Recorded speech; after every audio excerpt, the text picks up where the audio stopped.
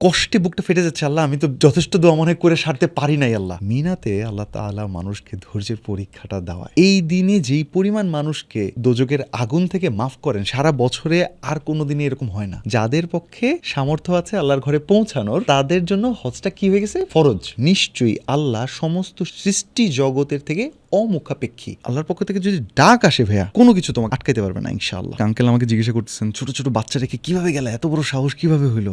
আল্লাহই ভালো জানেন। কখন বুঝতে পারবো যে আমার হজে যাওয়ার সময় হয়েছে? মেয়ের বিয়ে দিয়েই পরে এক সময় যাব, আগে বাড়িটা তুলি পরে গিয়ে হজ করব, এরকম বলতে বলতে বলতে তার তো অ্যাকচুয়ালি জানা থাকে না তার মৃত্যু কখন আসবে। হজ লাইফে একবারই ফরজ। একজন মানুষ হজ করে আসলো কিন্তু তার আগের লাইফ থেকে পরের লাইফের মধ্যে কোনো পার্থক্য পাওয়া যাচ্ছে না, তাইলে তো হবে না। আমি কোথায় আসলাম? এই জিনিসের জন্যই তো আমি অপেক্ষা করতেছিলাম। আমার বাসা থেকে আমার ওয়াইফ আমাকে বলে দিতেছে, প্লিজ তুমি বেশি কেনাকাটা করবা না, শুধু চকলেট আনলেই হবে। আমি আমার ওয়াইফকে বলতে পারতেছি না যে আমার কাছে চকলেট কেনার টাকা নাই। সবাই মিলে কেনাকাটা করে শেষে আমার ব্যাগ ছিল মনে হয় সবচেয়ে বেশি ভর্তি।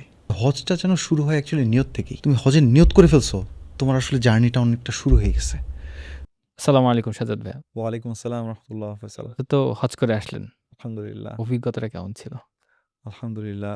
উম, হজের অভিজ্ঞতা আসলে মানে ইসলামের যে ৫টা রুকন, কালিমা, নামাজ, রোজা, হজ, জাকাত, আল্লাহ তাআলা এই ৫টা রুকনের একটা করাইলেন। মানে এইটা আসলে আমি তোমাকে সেভাবে ভাষায় প্রকাশ করতে পারবো না।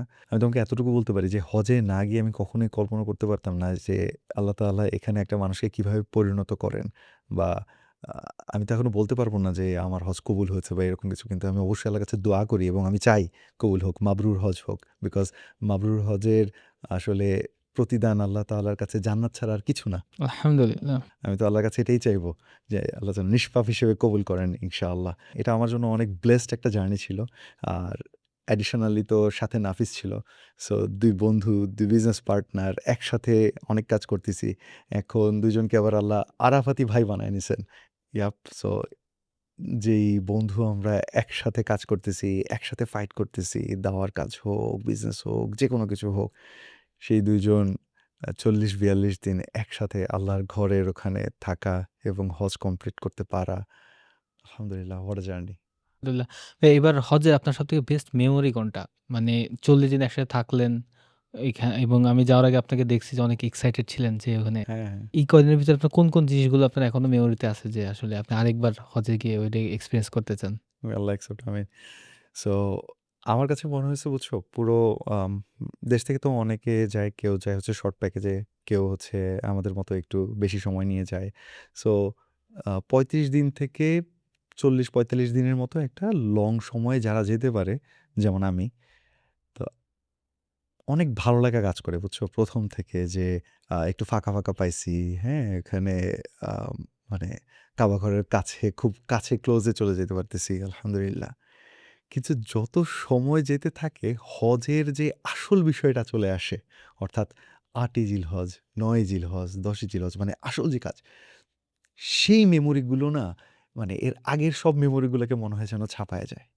অর্থাৎ মিনা, আরাফা, মুজদালিফা, জামারার যে স্মৃতিগুলা, যে মিনাতে তুমি জাস্ট থিংক অ্যাবাউট ইট, যে আমরা এখানে মনে করো এত বড় একটা জায়গার মধ্যে আমি বসছি একটা ডিসটেন্স মেইনটেইন করে। আবার আমার বাসায় যখন থাকি আমি একটা খাটের মধ্যে বড় একটা স্পেস নিয়ে থাকবো। হ্যাঁ? নিজে একটা লাক্সারি লাইফ হোক বা রেগুলার লাইফ হোক, যেমনই হোক আমি আমার মতো আরাম করে। মিনাতে আল্লাহ তাআলা মানুষকে ধৈর্যের পরীক্ষাটা দেওয়ায়। সো ইলিশ ফাইল বুঝো? একে অপরের সাথে মনে করো যে বেশি হাত পা ছড়াইলে একে অপরের সাথে লেগে যাবো।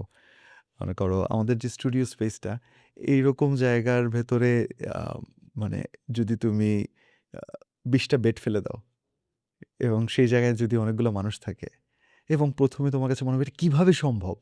এবং ১ম দিন পার হওয়ার পর আরাফাত এবং মুজদালিফা পার হওয়ার পর আবার ওখানে ২ দিন থাকা, কেউ, কেউ ৩ দিনও থাকে।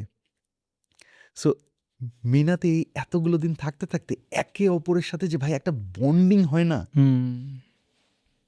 বাকি সব স্মৃতি যেন আস্তে, আস্তে একটু মানে স্তিমিত হয়ে যায়।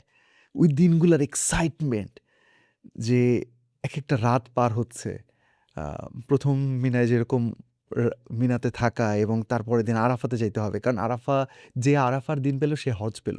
মানে যে আরাফাতের দিন মিস করল সে তার হজ মিস হয়ে গেল। সো এবং আরাফাতের দিন এমন একটা দিন যে আল্লাহ তাআলা সারা বছরের এই দিনে যেই পরিমাণ মানুষকে দোজখের আগুন থেকে মাফ করেন, সারা বছরে আর কোনো দিনে এরকম হয় না। আল্লাহু আকবার। তুমি চিন্তা করো আরাফাতের দিন কতটা ইম্পর্টেন্স। এইবার আরাফাতের দিন যে কতটা দামি ভাইয়া।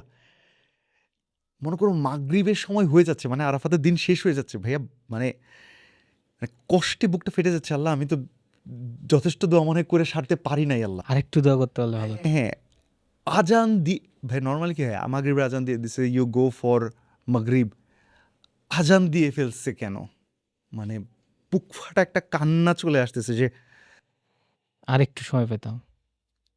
আল্লাহ আবার আরাফাতের ময়দানে নিয়ে আসেন প্লিজ। সো ওই দিনের এক্সপেরিয়েন্সগুলো, ওই যে আরাফাতের ময়দানে, তারপরে সেখান থেকে চলে গিয়ে রাতের বেলা খোলা আকাশে, কে কোন বড় লোক নাকি ডাজেন্ট ম্যাটার, সবাই রাস্তার পাশে ইটের উপর, মানে পাথরের উপর, নুড়ি নুড়ি ছোটো ছোটো পাথরের উপর যে যার মতো গিয়ে হচ্ছে বেড টেড বিছিয়ে টিছিয়ে, বেড কি আবার ওই পাতলা চাদর টাদর বিছিয়ে টিছিয়ে ওর মধ্যেই শুয়ে থাকা, পাথর কালেক্ট করা, একে অপরকে হেল্প করা, এবং পরের দিন আবার এই পাথরগুলো নিয়ে নাও হাঁটা, শয়তানকে পাথর ছেড়ে মারবো। এই যে এক্সপেরিয়েন্সগুলা আমার কাছে, এবং প্রত্যেকটা experience is not about just যে আমি কিছু পাথর নিচে ছুঁড়ে মেরে দেবো, ওকে এই জায়গায় বসে থাকতে বলছে, জাস্ট বসে আছি, অনুধাবন করতে পারা যে আল্লাহ আমাকে এখানে কেন নিয়ে আসাইলেন, এই কাজগুলো আমি কেন করতেছি। ইব্রাহিম আলাইসাল্লাম এই কাজগুলো করছিলেন, তিনি তার তাকওয়া, তাওয়াক্কুল, ধৈর্য এবং ইফোর্টের যে পরীক্ষাগুলো দিছেন, এখানে আমার জন্য কি কি লার্নিং আছে। সাফা মারওয়ার মধ্যে ওই যে সাই করতেছি, এখানে হাজের আলাইসাল্লাম কি ত্যাগ করছিলেন, কি ইফোর্ট দিছিলেন, এই আন্ডারস্ট্যান্ডিংগুলোর সাথে সাথে প্রত্যেকটা জিনিস করতে পারা, আলহামদুলিল্লাহ, মানে it's a life changing experience. আলহামদুলিল্লাহ। ভাই এখন আপনার কথা শুনে তো আমারও হজে যেতে ইচ্ছা করে। আল্লাহ অ্যাকসেপ্ট ইউ। আমিন। হ্যাঁ, কেন না? অবশ্যই। সো হজে যাওয়ার জন্য প্রস্তুতিটা কেমন হওয়া উচিত? এবং কি, কি বিষয় মাথায় রাখা উচিত একজন? সো হজে যাওয়ার ক্ষেত্রে দেখা যায় যে আমরা টাকা গুছানোটা খুব বেশি আমাদের জন্য ইম্পর্টেন্ট হয়ে যায়। বিকজ হজ হচ্ছে কিন্তু তোমার আর্থিক সক্ষমতার সাথে কানেক্টেড একটা ইবাদত, রাইট? যেমন আমাদের ৫ টা ইবাদতের মধ্যে, মানে ৫ টা রুকনের মধ্যে কালেমা, নামাজ, রোজা, হজ এবং জাকাত, এই ২ টা কিসের সাথে জড়িত? তোমার কাছে ফাইন্যান্সিয়ালি কিরকম তুমি সলভেন্ট সেটার উপর ডিপেন্ডেন্ট। সো টাকা-পয়সা গোছানো তোমার জন্য ইম্পোর্টেন্ট। কিন্তু এখানে একটা, মানে এখানে আমার পার্সোনাল এক্সপেরিয়েন্স আছে ভাইয়া। টাকা-পয়সা কি আদৌ এতগুলা জমায়া হজে যাইতে হয়? নাকি আল্লাহর নিয়তেও কবুল করতে পারেন? I am an example for that. আমি তোমাকে এটা বলব, কিন্তু তার আগে আমি তোমাকে বলি, প্রস্তুতির ক্ষেত্রে টাকা-পয়সা ঠিক আছে। জি। কিন্তু আমি নিজে যেটা দেখছি ভাইয়া, টাকা-পয়সা গুছানো, ব্যাগ গুছানো, এর চেয়েও বেশি গুরুত্বপূর্ণ যেই জিনিসটাকে প্রস্তুত করা, সেটা হচ্ছে তোমার কলব, তোমার হার্ট, তোমার নিয়ত। যদি তোমার হৃদয়টাকে, অন্তরটাকে আল্লাহ তাআলা প্রস্তুত করায় নিতে পারেন, আমার কাছে মনে হয় বাকিগুলো কোনোটায় তুমি আটকাবে না ইনশাআল্লাহ।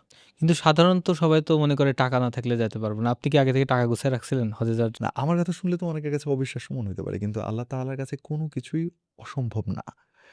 সো আমি হচ্ছে যখন উমরা করে আসি, তো উমরা করে আসার পর আমার সিচুয়েশন হচ্ছে কি, মানে অফিসে ওইভাবে সময় দেওয়া হচ্ছিল না, অনেক কিছু মিলে-ঝিলে উমরা করে আসতে আমার কাছে মনে হয় সর্বসাকুল্যে ক্যাশ-ট্যাশ ছিল হইছে মাত্র ৳৩০,০০০। হ্যাঁ, অলরেডি যে আমাদের ল্যান্ডের কাজ হচ্ছিল, তারপরে বিজনেসের বেশ কিছু কার্যক্রম সবকিছু মিলিয়ে টাকা-পয়সা নাই ভাই। আমার কাছে মাত্র কয় হাজার টাকা। ৳৩০,০০০ ৳৩০,০০০ দিয়ে হজে যাওয়ার কাহিনীটা কি একটু বলেন তো ভাই? আমি তখন দেখলাম হচ্ছে বুঝছো? যে আ রেজিস্ট্রেশন করার আর মাত্র অল্প কয়দিন বাকি। আল্লাহর কাছে চাওয়া শুরু। আস্তে, আস্তে আল্লাহর কাছে চাওয়া শুরু। নিয়ত তো হয়ে গেছে ওই জায়গায়, বুঝছো? আল্লাহর ঘরের কাছেই নিয়ত হয়ে গেছে। আল্লাহ হজ করান আপনি। টাকা-পয়সা আছে নাকি জানি না আল্লাহ। আল্লাহ আপনি তো চাইলে হজ হইতে পারে। আমার পক্ষে পসিবল না। আমি কোটি, কোটি টাকা নিয়ে আসলেও আল্লাহ আমার পক্ষে পসিবল না। কিন্তু আল্লাহ আপনি যদি চান, তাহলে পসিবল। আপনাকে হজ করাইলে তো কোনো আপনার তো কোনো লস নেই। আপনি তো অমুখাপেক্ষী। আল্লাহর তো কোনো কিছু মানে কম হয়ে যাবে না, তাই না? কারণ ইভেন হজ সংক্রান্ত যে কোরআনের আয়াত আল্লাহ যেখানে আমাদের জানিয়েছেন, সূরা আল ইমরানের ৯৭ নাম্বার আয়াতে আল্লাহ ইভেন বলতেছেন যে, আমাদের পক্ষে যাদের সামর্থ্য আছে, আল্লাহর ঘরে পৌঁছানোর আ সামর্থ্য আছে, আমাদের সুযোগ আছে, আমরা যেন হজ করি, আমরা যেন আল্লাহর ঘরে যাই। বুঝো তুমি? যাদের পক্ষে সামর্থ্য আছে আল্লাহর ঘরে পৌঁছানোর, তারা যেন যায়। তাদের জন্য হজটা কি হয়ে গেছে? ফরজ। ফরজ। আল্লাহ এই একই আয়াতে বলে দিচ্ছেন, আর যে এটাকে অস্বীকার করে, তার মানে তার কাছে হয়তোবা থাকা সত্ত্বেও সে যাচ্ছে না। যাচ্ছে না। তার সামর্থ্য আছে, সে যাচ্ছে না। আল্লাহ বলে দিচ্ছেন, আমরা যেন এটা জেনে রাখি, নিশ্চয়ই আল্লাহ সমস্ত সৃষ্টি জগতের থেকে অমুখাপেক্ষী। মানে he is not dependent on it. আল্লাহর কোনো যায় আসে যায় না। কিন্তু আল্লাহর তো ক্ষমতা আছে। আমি যদি নিয়ত করি, আমি যদি আল্লাহর কাছে চাই, আল্লাহ চাইলে তো আমাকে নিয়ে যাইতেই পারেন। সো ভাইয়া, আমার ওই যে 30,000 টাকা না কয় টাকা ডাজেন্ট ম্যাটার। আমার মাথায় এটা ছিল না যে এই 30,000 টাকা আসার পর তো এবার এই খরচ করতে হবে, ওই খরচ। আমি যে আল্লাহ, আগে আমি নিয়ত করে তখন প্রি নিবন্ধন থাকে ভাইয়া, হ্যাঁ, প্রি রেজিস্ট্রেশন। সো প্রাক নিবন্ধনে আমি আগে 30,000 টাকা দিয়ে দিছি, শেষ। এবার আল্লাহ আপনি জানেন বাকিটা কি হবে, এটা আপনার অ্যাকাউন্টে ডিপোজিট করে দিছি, এবার আপনি নিয়ে ইউ নো বেটার। আল্লাহ, আপনি কিভাবে আপনার বান্দাকে নিয়ে যাবেন ভাইয়া। সো টাকা দিয়ে তো আমি মোটামুটি, মনে করো, ভুলে যাওয়ার মতো সিচুয়েশন। হ্যাঁ, টাকা দিয়ে ফেলছি, বাকিটা আল্লাহ নোজ বেটার, এবার আল্লাহর কাছে চাইতে থাকা। সো একই সাথে মজার ব্যাপার, আমি দিছি ঠিক আছে। আমি নাফিসকে বলার পর নাফিস তো খুব শকড। হ্যাঁ, এটা কীভাবে হবে? তুমি তো আমাকে চিনো, সেটা হচ্ছে আমি হচ্ছে ভাই ঝাঁপ দিই, মানে ঝাঁপ দিয়ে ফেলছি। নাফিস কিন্তু একদম গুছায় নেয়, আলহামদুলিল্লাহ। গুছায় নিয়ে ও ঝাঁপ দেয়। ও কিন্তু আবার মানে পিছায় থাকা ছেলে না, কিন্তু ও প্রচণ্ড গুছায় নেয়। আমি হচ্ছে ঝাঁপ দেওয়ার পরেও অনেক সময় বলি কী অবস্থা। দ্য থিং ইজ, ও অনেক ক্যালকুলেশন করছে ঠিক আছে, কিন্তু চোখ বন্ধ করে বলছে আচ্ছা ঠিক আছে আমিও। হোয়ারাজ ওই সময়ে আমাদের দুইজনেরই ফাইন্যান্সিয়াল খুব স্ট্রাগলিং চলতেছিল ভাইয়া, এবং সিচুয়েশন এমন হয়ে গেছে, নাফিস ইভেন হি ওয়াজ থিঙ্কিং যে ও কি ঢাকায় ওর অফিস টফিস সব বন্ধ করে দিয়ে রাজশাহী চলে যাবে কিনা। কারণ রাজশাহীতে গেলে ওর ওখানে সব কিছু রেডি আছে, সব কিছু আছে, বাড়ি টাড়ি ব্যবসা ট্যাবসা সব তো ওখানে আছে। ঢাকার বাসা টাসা এগুলো সব বাদ দিয়ে, ব্যবসা ট্যাবসা বাদ দিয়ে ও চলে যাবে কিনা। Think about it. কত সিরিয়াস একটা ডিসিশন নিতেছে। অমন সময় আমি বলতেছি হজে যাবা। তো হজে যেতে তাও কত টাকা লাগবে তখন? আমাদের 6 লাখ টাকা প্লাস 6 লাখ টাকা এরকম। আর আপনি 30,000 টাকা নিয়ে রেডি। হ্যাঁ, 30,000 টাকা রেডি। সো এই যে যখন আমরা দিয়ে ফেলছি, নাও থিঙ্ক অ্যাবাউট ইট। আমি তো মোটামুটি একটু এবার চোখ কান আমার বন্ধ করে রাখছি। নাফিসের ওইদিকে ও তো প্ল্যান করছে আমার একটু গুছাইতে হবে, গুছাইতে হবে। কিভাবে সম্ভব প্ল্যান করতেছে। ওইখানে খুব মজা, মানে মিরাকল ঘটে না মানুষের চোখে, এটা তো মানুষের কাছে মিরাকল কিভাবে হইলো? বাট আল্লাহ যখন চায়, আল্লাহ এরকম ঘটাইতে থাকেন। আমার ব্যাপারে কি হইল? আমার হইতে এমন একটা দিন চলে আসলো, আজকে আমার হজের জন্য ৩,৮০,০০০ টাকা টোটাল গভর্নমেন্টে জমা দিতে হইতো। তার মধ্যে ৩০,০০০ হয়ে গেছে। আর কত বাকি দিতে হবে এখন? ৩.৫ লাখ টাকা দিতে হবে। আজকে বিকেলের মধ্যে আমার কাছে ফোন আসলো। তখন আপনার কাছে কত টাকা? কিন্তু ৩০,০০০ দিয়ে চিল মারতেছি। তখন আপনার কাছে কত টাকা আছে? টাকা গোছানো হয়ে গেছে তো। আমার কাছে নাই, 0, মানে অলমোস্ট 0। তা মানে ব্যাপারটা এরকম থাকে না, worst case এ কি হবে? যাব না। কি আর হবে? যাব না। আমার কাছে না এটা মনে হয় নাই যে worst case হবে, যাব না। আচ্ছা আল্লাহ, প্লিজ আপনি নিয়ে যান। আমার কাছে একটা ফোন আসলো, আ যে এটা এখন টাকা জমা দিতে হবে। Now it's time. সো ফোনটা আসার পর আমি ফোনটা ওনাকে আমি বলি নাই যে আমার কাছে নাই। আমি এটা বলি নাই। আমি বলছি, "আচ্ছা ভাইয়া, আমি একটু পরে আপনার সাথে কথা বলতেছি।" ফোনটা রেখে ভাই সিজদায়। সিজদা থেকে আ সিজদা না, আমি ২ রাকাত নামাজে পড়ে গেলাম। সো এই কথাগুলো আমি শেয়ার করতেছি, আল্লাহ মাফ করুক, এটা আমাদের মানে গোপন শিট বা রিয়ার মতো কিছু না হোক, আল্লাহ মাফ করুক। এর মধ্যে ইন্সপিরেশন আছে, আল্লাহ তাআলা কবুল করুক আল্লাহর খুশির উদ্দেশ্যে, আমিন। সো আমি যখন নামাজটা শেষ হচ্ছে না, আমি তো আল্লাহর কাছে চাইতেছি। সো আমার কাছে একটা কল আসলো, ফোন কল আসলো, এবং আমি সালাম ফিরালাম। ফোনটা ধরবো। সো ফোন করলেন হচ্ছে রাজন ভাই। একটা ভাইয়া ফোন করলেন। ফোন করে আমাকে জাস্ট এক্সাক্টলি এই প্রশ্নটা করলেন যে, "তুমি কি দোয়া করতেছো? তুমি কি দোয়া করতেছো? আম আমার তোমার কথা এত মনে হচ্ছে কেন? তোমার কি কোনো সাপোর্ট লাগবে?" আমি কিন্তু তখন কান্নাকাটির মতো সিচুয়েশন। কিন্তু আমার কণ্ঠ ভারী হয়েছে। আমি ওনাকে ডিরেক্টলি বুঝতে না দিয়ে আমি বললাম, আম "আমার আসলে একটু উম আমার আসলে নাই।" উনি তখন বলছে, তোমার কাছে কত আছে? কত সাপোর্ট দিতে হইতে পারে?" পুরোটাই সাপোর্ট। আচ্ছা আমার কাছে নাই। উনি আমাকে বললেন যে, "তুমি কি দোয়া করতেছো জানি না। বাট আমার কাছে কিছু অ্যামাউন্ট আছে এবং আমার কাছে যে অ্যামাউন্ট আছে সেটাও এক্সাক্টলি ৳৩.৫ লাখ। বুঝছো? দেয়ার মতো। বলছে, "তোমাকে দেয়ার মতো আমার কাছে ৳৩.৫ লাখ আছে। আর বাকি কিছু টাকা আছে ওইটা এই জায়গার এরকম খরচ-টরচ এরকম।" সো উনার কাছে নাকি ৳৩.৫ লাখ আছে আমাকে দেয়ার মতো। নাও I was লাইক কি করব? আমি বললাম, "ভাই I don't know" মানে যেতে পারছি না। উনি বুঝে ফেলছে। উনি বলছে, "ঠিক আছে দিয়ে দিও। ইনশাআল্লাহ।" শেষ। এইবারও যে এটা কিভাবে ফেরত হবে না হবে I do not know. I'm just Allah you know better. দেখো আমার টাকা কোত্থেকে আসছে না আসছে, কি অবস্থা না অবস্থা। আমি নাফিসরে, "নাফিস বিকেলের মধ্যে টাকা কিন্তু দিয়ে দিস, হ্যাঁ? হ্যান-ত্যান এই সেই এই।" নাফিস হইতেছে, "হ্যাঁ, হ্যাঁ, হ্যাঁ, আজকেই তো। হ্যাঁ, হ্যাঁ, ঠিক আছে দিয়ে দিচ্ছি।" ও দিয়ে ফেলতেছে। ওর কিন্তু কয়দিন আগে বলতেছে এইটা প্রবলেম, ওই প্রবলেম, সেই প্রবলেম। ওর কাছ থেকে যদি কখনো তুমি শোনো, I would request you তুমি ওকে জিজ্ঞাসা করো, কিভাবে করে যে আল্লাহ কোত্থেকে ওকে দেয়া শুরু করল? ও তো খুব গোছানো ছেলে। আল্লাহ ওকে গুছিয়ে দিছে ওইভাবে। আমি একটু এলোমেলো আছি। আল্লাহ আমাকে ওইভাবে করে আল্লাহ আমাকে সাহায্য পাঠায় দিয়েছেন। কিভাবে? গেল, সময় গেল, বাকি অ্যামাউন্টও আল্লাহ তাআলা ব্যবস্থা করায় দিলেন। আমরা ওরকম সময় চলে আসলো। আল্লাহ নিয়ে গেল। ওইখান থেকে চলে আসলাম আলহামদুলিল্লাহ। পরবর্তীতে যাওয়ার জন্য আল্লাহর কাছে আবার দোয়া করতেছি। এই যে রেজিস্ট্রেশনের সময়, আবার রেজিস্ট্রেশনের সময় চলে আসছে। আল্লাহ যেন এই বছরে নিয়ে যান। আল্লাহর কাছে দোয়া করতেছি ইনশাআল্লাহ। So this is it. মানে কি জানি তুমি একটা প্রশ্ন করছিলা? প্রশ্নটা ভুলে গেছি। প্রশ্ন তো মনে নাই। প্রশ্নটা জরুরি না ভাই। অ্যান্সারটাই হ্যাঁ, হ্যাঁ, হ্যাঁ। যে আমি হজে যেতে চাই। প্রস্তুতিটা কেমন হইতে পারে? সো যেই প্রশ্নটা তুমি করছিলা যে, "ভাইয়া হজে যেতে চাই, প্রস্তুতিটা কেমন নিবো?" সো তুমি চাইলে টাকা-পয়সা নিয়ে প্রস্তুতি নিয়ে শুরু করতে পারো। তুমি চাইলে এখন থেকে ব্যাগ গোছানো শুরু করতে পারো। তুমি চাইলে আগে পাসপোর্ট করতে পারো। অনেকে পাসপোর্টই তার নিয়ত। যে বলতেছে, "আমি যাবো কিন্তু পাসপোর্ট করে নাই।" অনেক ছোট বাচ্চারা আছে। এরা হইতেছে যে ছোট ব্যাংকে টাকা জমায়। দেখো ওই তোমার ব্যাংকের এই টাকা দিয়ে কি হয়? কিন্তু আল্লাহ তো নিয়তটা দেখেন। সো আমি বলি তুমি যা ইচ্ছা তা দিয়ে প্রস্তুতি নাও, নো প্রবলেম। কিন্তু তোমার নিয়তটা আল্লাহর উপর একদম কানেক্ট করার চেষ্টা করো। আল্লাহর কাছে চাইতে থাকো। কারণ আল্লাহর পক্ষ থেকে যদি ডাক আসে ভাইয়া, তোমার কোনো কিছু তোমাকে আটকাইতে পারবে না ইনশাআল্লাহ। যেমন আমার এক আঙ্কেল আমাকে জিজ্ঞাসা করতেছেন, "ছোট বাচ্চা রেখে কিভাবে গেলা? এত বড় সাহস কিভাবে হইল?" আমি বললাম, "আল্লাহই ভালো জানেন। আলহামদুলিল্লাহ। ওরা তো কোনো জায়গায় আটকে থাকে নাই তো। ৪০-৪২ দিন তো কোনো আল্লাহ তো দেখতেছেন সবাইকে।" আমি বলতেছি না যে গাফেল হয়ে যাবা। পরিবারের দিকে খেয়াল রাখবা না। পরিবারও তো অনুমতি দিছে। এক্সাক্টলি। কিন্তু আমি বলতেছি যে আল্লাহ তখন তোমাকে এমনভাবে ব্যবস্থা করে দেন, তুমি যদি এটা চিন্তা করো যে যেমন আমার বিজনেসে I am one of the core element. আমি ৪২ দিন নাই। আমি হজ থেকে আসার পরও তো বেশ কয়েকদিন সময় দিতে পারি নাই। টায়ার্ডনেস থাকে, এই থাকে, সেই থাকে। আল্লাহ কোত্থেকে আমাদের ব্যবসায় আমি হজে যাওয়ার আগে একজন সিইও পাঠায় দিলেন, যে কিনা দায়িত্ব নিল।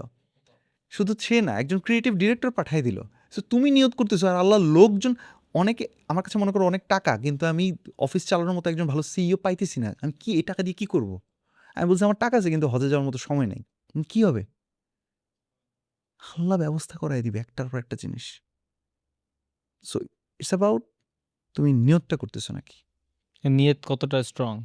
হ্যাঁ, এখন নিয়ত করার মানে যদি দয়া না করে আমরা নিয়ত করতে পারি না।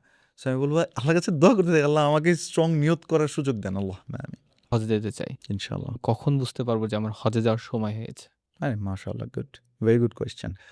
যেহেতু হজ directly related to your financial stability, হ্যাঁ?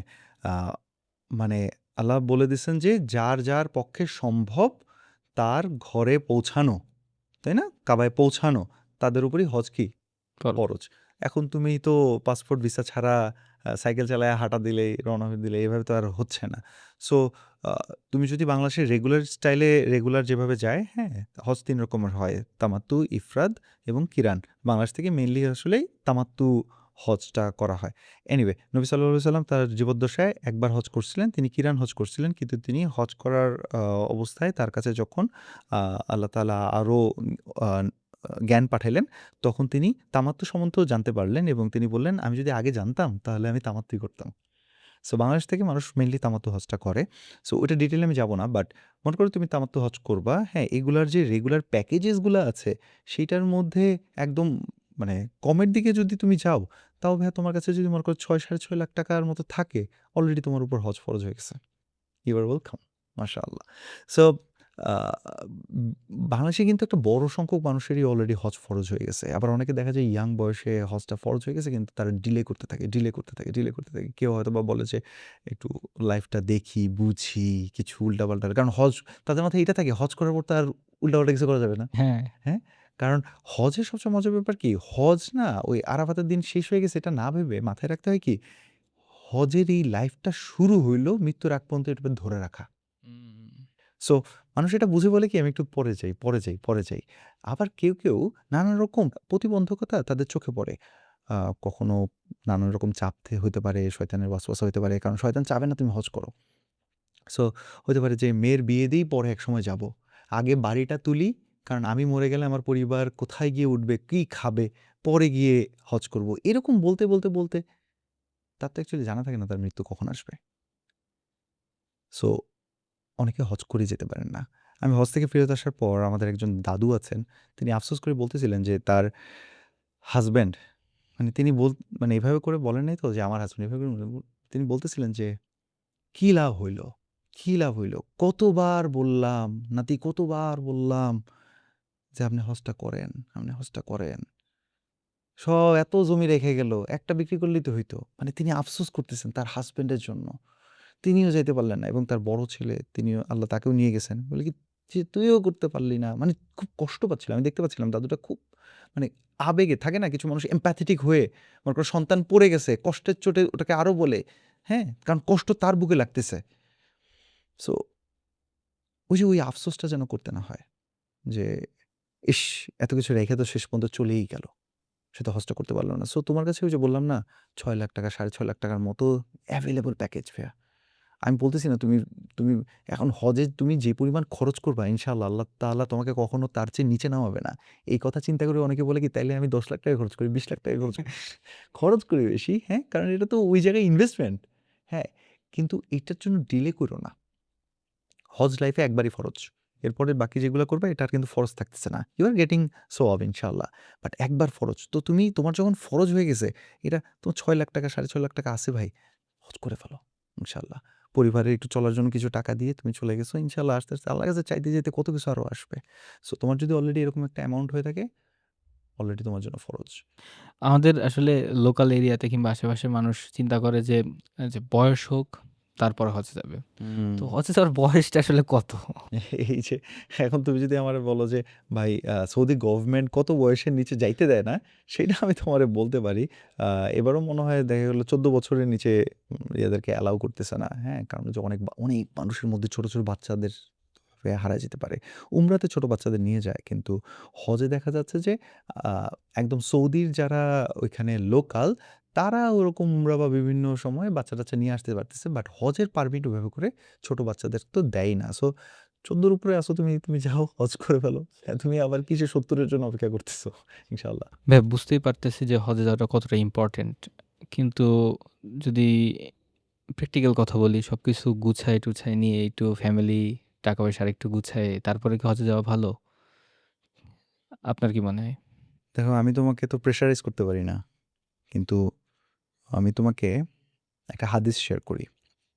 ইবনে মাজার হাদিস। সো নবী সাল্লাল্লাহু আলাইহি সাল্লাম বলছেন যে, যার উপর হজ ফরজ হয়ে গেল, সে যেন দ্রুত হজটা করেন। সে যেন এটা একটা তাড়াহুড়া করেন। কেননা সে অসুস্থ হয়ে যেতে পারে, তার বাহনটা হারিয়ে যেতে পারে বা অন্য কোনো বাধা আসতে পারে। এক্সাক্টলি এরকম একটা হাদিস এবং সনদ হচ্ছে হাসান। সো নবী সাল্লাল্লাহু আলাইহি সাল্লাম যিনি কিনা সবচেয়ে বেশি জ্ঞান রাখতেন আলহামদুলিল্লাহ, তিনি আমাদেরকে সাজেস্ট করতেছেন, তোমার উপর হজ ফরজ হয়ে গেছে, তুমি ডিলে করো না। তুমি তাড়াহুড়া করো, তাড়াহুড়া করো। মানে হ্যাসেল করো। সো হয় কোনো একটা বাধা আসতে পারে, অসুস্থ হয়ে যেতে পারো, নানান রকম প্রবলেম হতে পারে। সো আমি যদি নবীর কথা থেকেই বলি তাহলে সাল্লাম, তাহলে আমি তোমাকে বলব ভাই এভাবে চিন্তা করো না। হয়তোবা শয়তান চায় না যে আমরা আ দ্রুত হজে যাই। কারণ শয়তান তো আল্লাহর কাছে আবার ওয়াদা করে রাখছে। সে তো আল্লাহর কাছে আস্তাগফিরুল্লাহ সে তো চ্যালেঞ্জ করে রাখছে যে সে আল্লাহর বান্দাদেরকে একদম কোথায় নিয়ে যাবে? জাহান্নামেই নিয়ে যাবে। সে ডান, বাম, সামনে পিছে সব দিক থেকে ধোঁকা দিবে। সো আমার মনে হয় আ ওইসব ওয়াসওয়াসার দিকে খেয়াল না করে নিজের কলবের দিকে একটু মনোযোগ দাও। ইনশাআল্লাহ আল্লাহ তাআলা সহজ করবে তোমার যাওয়া। এখন ভাইয়া হজের কতটা ইম্পোর্টেন্ট আমাদের লাইফে এটা বুঝতে পারলাম। কিন্তু হজে যাওয়ার ক্ষেত্রে সবথেকে বড় যে প্রবলেমটা আমরা ফেস করি, সবথেকে বড় প্রবলেম সেটা হচ্ছে যে পাসপোর্ট তো সরকারি পাসপোর্ট অফিস থেকে করে নিয়ে আসলাম। বাট কাদের সাথে যাবো? কিভাবে যাবো? এইটা নিয়ে সবথেকে বেশি কনফিউশন এ থাকে। কারণ আমি নিজে দেখছি যে তখন কি হয় যে মানুষ খুঁজে যে আমার আশেপাশে কোনো এজেন্সি আছে কিনা তার সাথে যে হয় কথা বলা হয় অথবা পরিচিত কেউ আগে হজে গেছে কিনা তাদের সাথে কথা বলা হয়। যেমন আমি এখন যদি যাই, আমি তো আপনার কাছে জিজ্ঞেস করব যে, "ভাই আপনি তো ঘুরে আসলেন, হাফিজ ভাই তো ঘুরে আসলো। সো ওয়ে কি?" সো এবং এটা একটা কোয়েশ্চেন এর সাথে ছোট্ট একটু যোগ করে দেই। এইবার আপনি গিয়ে কি প্রবলেম ফেস করছেন? মানে বাংলাদেশ থেকে কি বলে যাওয়া হয় ওখানে যে আসলে কি সেটা হয় কিনা? আপনি তো ওইখানে তো একটা ফোকাস চিন্তার ভিতরে থাকেন। ওইটা কি প্রপার করা যায় কিনা কিংবা আসলে এজেন্সির কতটা গুরুত্ব থাকে? ওকে। আমি তোমার আসলে প্রবলেমটা বুঝতে পারছি। এটা আসলে তোমার তোমার শুধু তোমার চিন্তা না, মানে একদম বাংলাদেশের মানে সেই কুড়িগ্রাম থেকে শুরু করে চট্টগ্রাম, মানে এই মাথা থেকে ওই মাথা সব জায়গার হয়তোবা মানুষের এটা বড় একটা কনসার্নের জায়গা। আমি যাদের সাথে যাব তারা আমাকে কতটা প্রপারলি গাইড করতে পারবে। আমার আমি তো কম জানতেই পারি। আমি তো কম জানতে পারি। তারা আমার যাওয়াটাকে কতটা সহজ করবে। এইটা আমার প্লেন টিকেট থেকে শুরু করে হোটেল বুকিং থেকে শুরু করে হোটেলটা কাছে রাখলো, দূরে রাখলো, কি বলে নিয়ে গেল, খাওয়া-দাওয়ার ব্যবস্থা কি? এগুলো তো আছেই। এর চেয়েও গুরুত্বপূর্ণ জিনিস থাকে তারা আমাকে স্পিরিচুয়ালি কতটা সাপোর্ট দিতেছে। অর্থাৎ আমি কোন আমলগুলো কিভাবে করা উচিত। আমি অনেক কিছু অনেক রকমের দোয়া আমি জানি না। আচ্ছা ওখানে যাওয়ার আগে কোন প্রিপারেশন গুলো নিতে হবে অথবা যেই আমি কখন আসলে কখন মনে করি আমি তাওয়াফ করতে চাই। কখন গেলে আমার জন্য বেটার হয় এবং আমি কি সারাদিন এই কাজগুলো করব না এই কাজগুলো করব। আমি সাদাকা করতে পারি, আমি এটা করতে পারি, ওটা করি। কি করতে পারি? এরকম নানান রকম গাইডেন্স আসলে মানুষ এক্সপেক্ট করে। কেউ মনে করো এগুলা পাইল না, সে গেল ফেরত আসলো। সে অনেক সময় বুঝবেও না যে সে কি পায় নাই। মনে করো সে সাই করতেছে। সাফা মারোয়ার মাঝে সে দৌড়াচ্ছেন। একটা মানুষ দৌড়াচ্ছেন, কেন দৌড়াচ্ছি? হ্যাঁ, আল্লাহ বলছেন দৌড়াচ্ছি। That's it, enough. যাইতে কি দোয়া করতেছি? দৌড়াচ্ছি। এই যে দৌড় একটা জায়গা থেকে এক পাহাড় থেকে আরেক পাহাড়ে দৌড়ানোর সময় যদি মাথায় কাজ করে যে এখানে হাজরা আলাইহিস সাল্লাম কেন দৌড়াইছেন? এরকম একটা বিরান ভূমিতে বিশাল মরুভূমির মধ্যে ইব্রাহিম আলাইহিস সাল্লাম তার দুধের শিশু তার ইব্রাহিম আলাইহিস সাল্লাম তার দুধের শিশু এবং স্ত্রীকে রেখে যাচ্ছেন এবং তারাও আবার থেকে যাচ্ছে।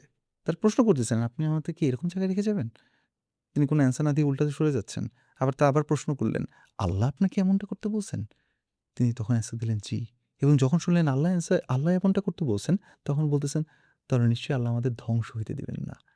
কতটা তাওয়াক্কুল! আবার শুধু তাওয়াক্কুল না, যখন তিনি বিশ্বাস করলেন যে আল্লাহ নিশ্চয়ই আমাদের ধ্বংস হইতে দিবে না, তিনি তার সন্তানসহ থেকে গেলেন। ইব্রাহিম আলাইহিস সালাম চলে গেলেন। হাজার আলাইহিস সালাম এবং ইসমাইল আলাইহিস সালাম তখন বাচ্চার খাবার, ক্ষুধা, কষ্ট, পানি নাই। তিনি পানির জন্য ছোটাছুটি শুরু করলেন। শুধুমাত্র এটা বলে বসে নাই যে, "আচ্ছা আল্লাহর জন্য যেহেতু আছে আল্লাহই পাঠাবে। কোনো না কোনোভাবে পাঠায় দিবে। আমি এখানে বসে আছি।"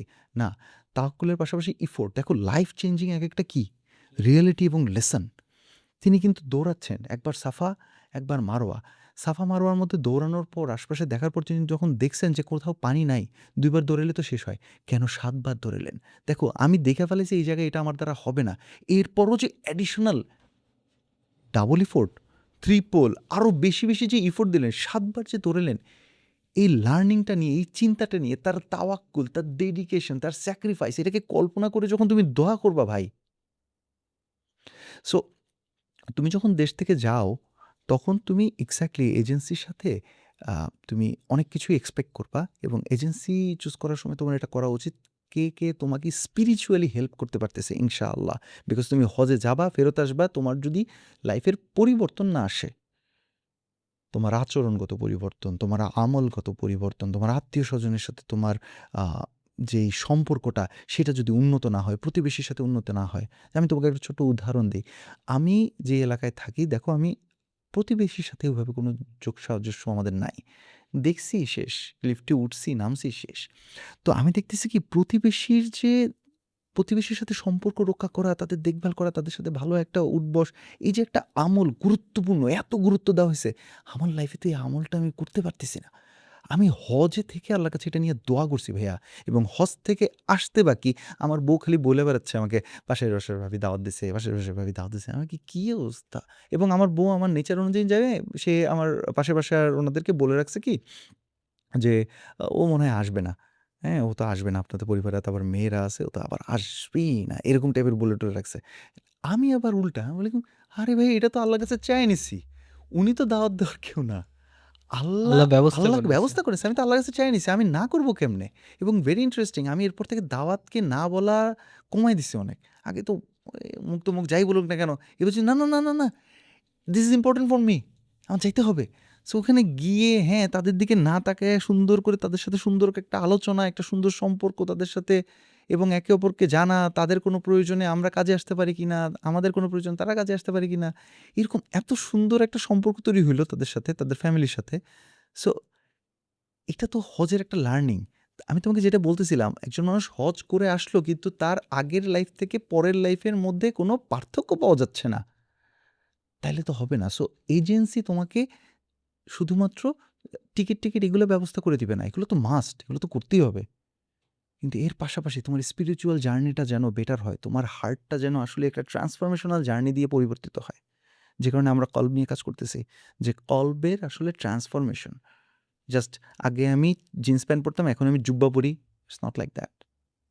আমার হার্ট কি আসলে পরিবর্তন হলো কিনা? হার্ট আল্লাহর দিকে বিনীত হয়ে আল্লাহর দিকে গেল কিনা? সো এজেন্সি চুজ করার ক্ষেত্রে এই জিনিসগুলো খেয়াল রাখবে। এখন তুমি বলতে পারো, "ভাই কেমনে জানবো?" যারা গেছেন তাদের সাথে কথা বলো। সেই মানুষটাকে তুমি চেনো কিনা তার সাথে কথা বলো। অথবা আল্লাহর কাছে দোয়াই করো, "আল্লাহ আমার জন্য সহজ করে দেন। আমার পরিচিত এরকম মানুষ কানেক্ট করে দেন।" আর আমি তোমাকে বলব যে, যার সাথে ইচ্ছা তার সাথে যাও, এট লিস্ট যাও। ভাই, ভাই যাও। এট লিস্ট তুমি যাও ভাই। কারণ ওখানে যাওয়ার পর বেশিরভাগ সময় মানুষ, তুমি সেরা সার্ভিসটাও যদি পাও, যেমন এখানে তুমি হিলটন হোটেলের কথা ভাবলে তুমি কিরকম হোটেল ভাববা? র্যাডিসন হোটেল, লা মেরিডিয়ান হোটেল ভাবলে কেমন হোটেল ভাববা, তাই না? কিন্তু ভাই, ওই হুদুদে আরামের ভেতরে যে হোটেলগুলো আছে বুঝছো? ওইখানে লা মেরিডিয়ান কি আর হিলটন হোটেল কি যাই হোক না কেন, ওখানে গেলে দেখবা কি ১ রুমের মধ্যে ৪ টা বেড, শেয়ারিং বেড। আরে! এইটা আবার কেমন হোটেল? এই হোটেলে মনে করো তুমি অস্ট্রেলিয়ায় তুমি লা মেরিডিয়ানে থাকছো, বাংলাদেশে লা মেরিডিয়ানে থাকছো, আরেক দেশে লা মেরিডিয়ানে থাকছো। সৌদির লা মেরিডিয়ানে গেলে ডিফারেন্ট। বিকজ তোমার বুঝতে হবে ইটস আ ডিফারেন্ট হাব। এখানে প্রতি সিট বিক্রি হয় আলাদা করে রেন্ট করা হয়। হজের পুরো মৌসুমে এটা সৌদি গভর্নমেন্টের অনুমোদন সাপেক্ষে তুমি এটাকে পুরাটা নিয়ে ফেলো। সো ওইখানে গেলে মানুষ কি হয় বুঝছো? কক্সেস বাজারের হোটেলের সাথে তুলনা করে। ভাই, কক্সেস বাজারের হোটেল তখন তোমার কাছে মনে হবে লাক্সারি। এরকম কেন? এখানে অনেক কিছুই ছাড় দিতে হয়। হ্যাঁ, আল্লাহ সুযোগ দেয়, যেমন আল্লাহ আমাদেরকে সুযোগ দিয়েছিলেন, আমরা কাছে থাকতে পারছিলাম। অনেক মানুষ কিছুটা দূরে থাকে। তুমি যেখানে ইচ্ছা সেখানে থাকো ভাই। তুমি তো আল্লাহ তোমাকে সুযোগ দিছে, কাবা ঘর দেখতে পাইতেছো, কাছে আসতে পারছো। That's important. হজটা কবুল হইলে কি না কি হয়ে যেতে পারে। কিন্তু ওই জায়গায় গিয়ে এজেন্সিদের সাথে মারামারি, ঝগড়া-টগড়া করার কোনো দরকার নাই। এবং আমি এরকম দেখছি যে মানুষগুলো কোনোদিনও হয়তোবা চা খায় না নরমালি। ওইখানে গিয়ে প্রতিবেলায় কেন চা পাচ্ছে না বলে উনার মেজাজ খারাপ হচ্ছে, এটা নিয়ে ঝগড়া করতেছে। উনি এটা বুঝতেছে না সামান্য একটা চা উনার হজ নষ্ট করতেছে। সো এটা নিয়ে হয়তোবা কোনোদিন এটা চিন্তাও করতো না। বাট ওখানে শয়তান ওয়াসওয়াসা দিতে থাকবে।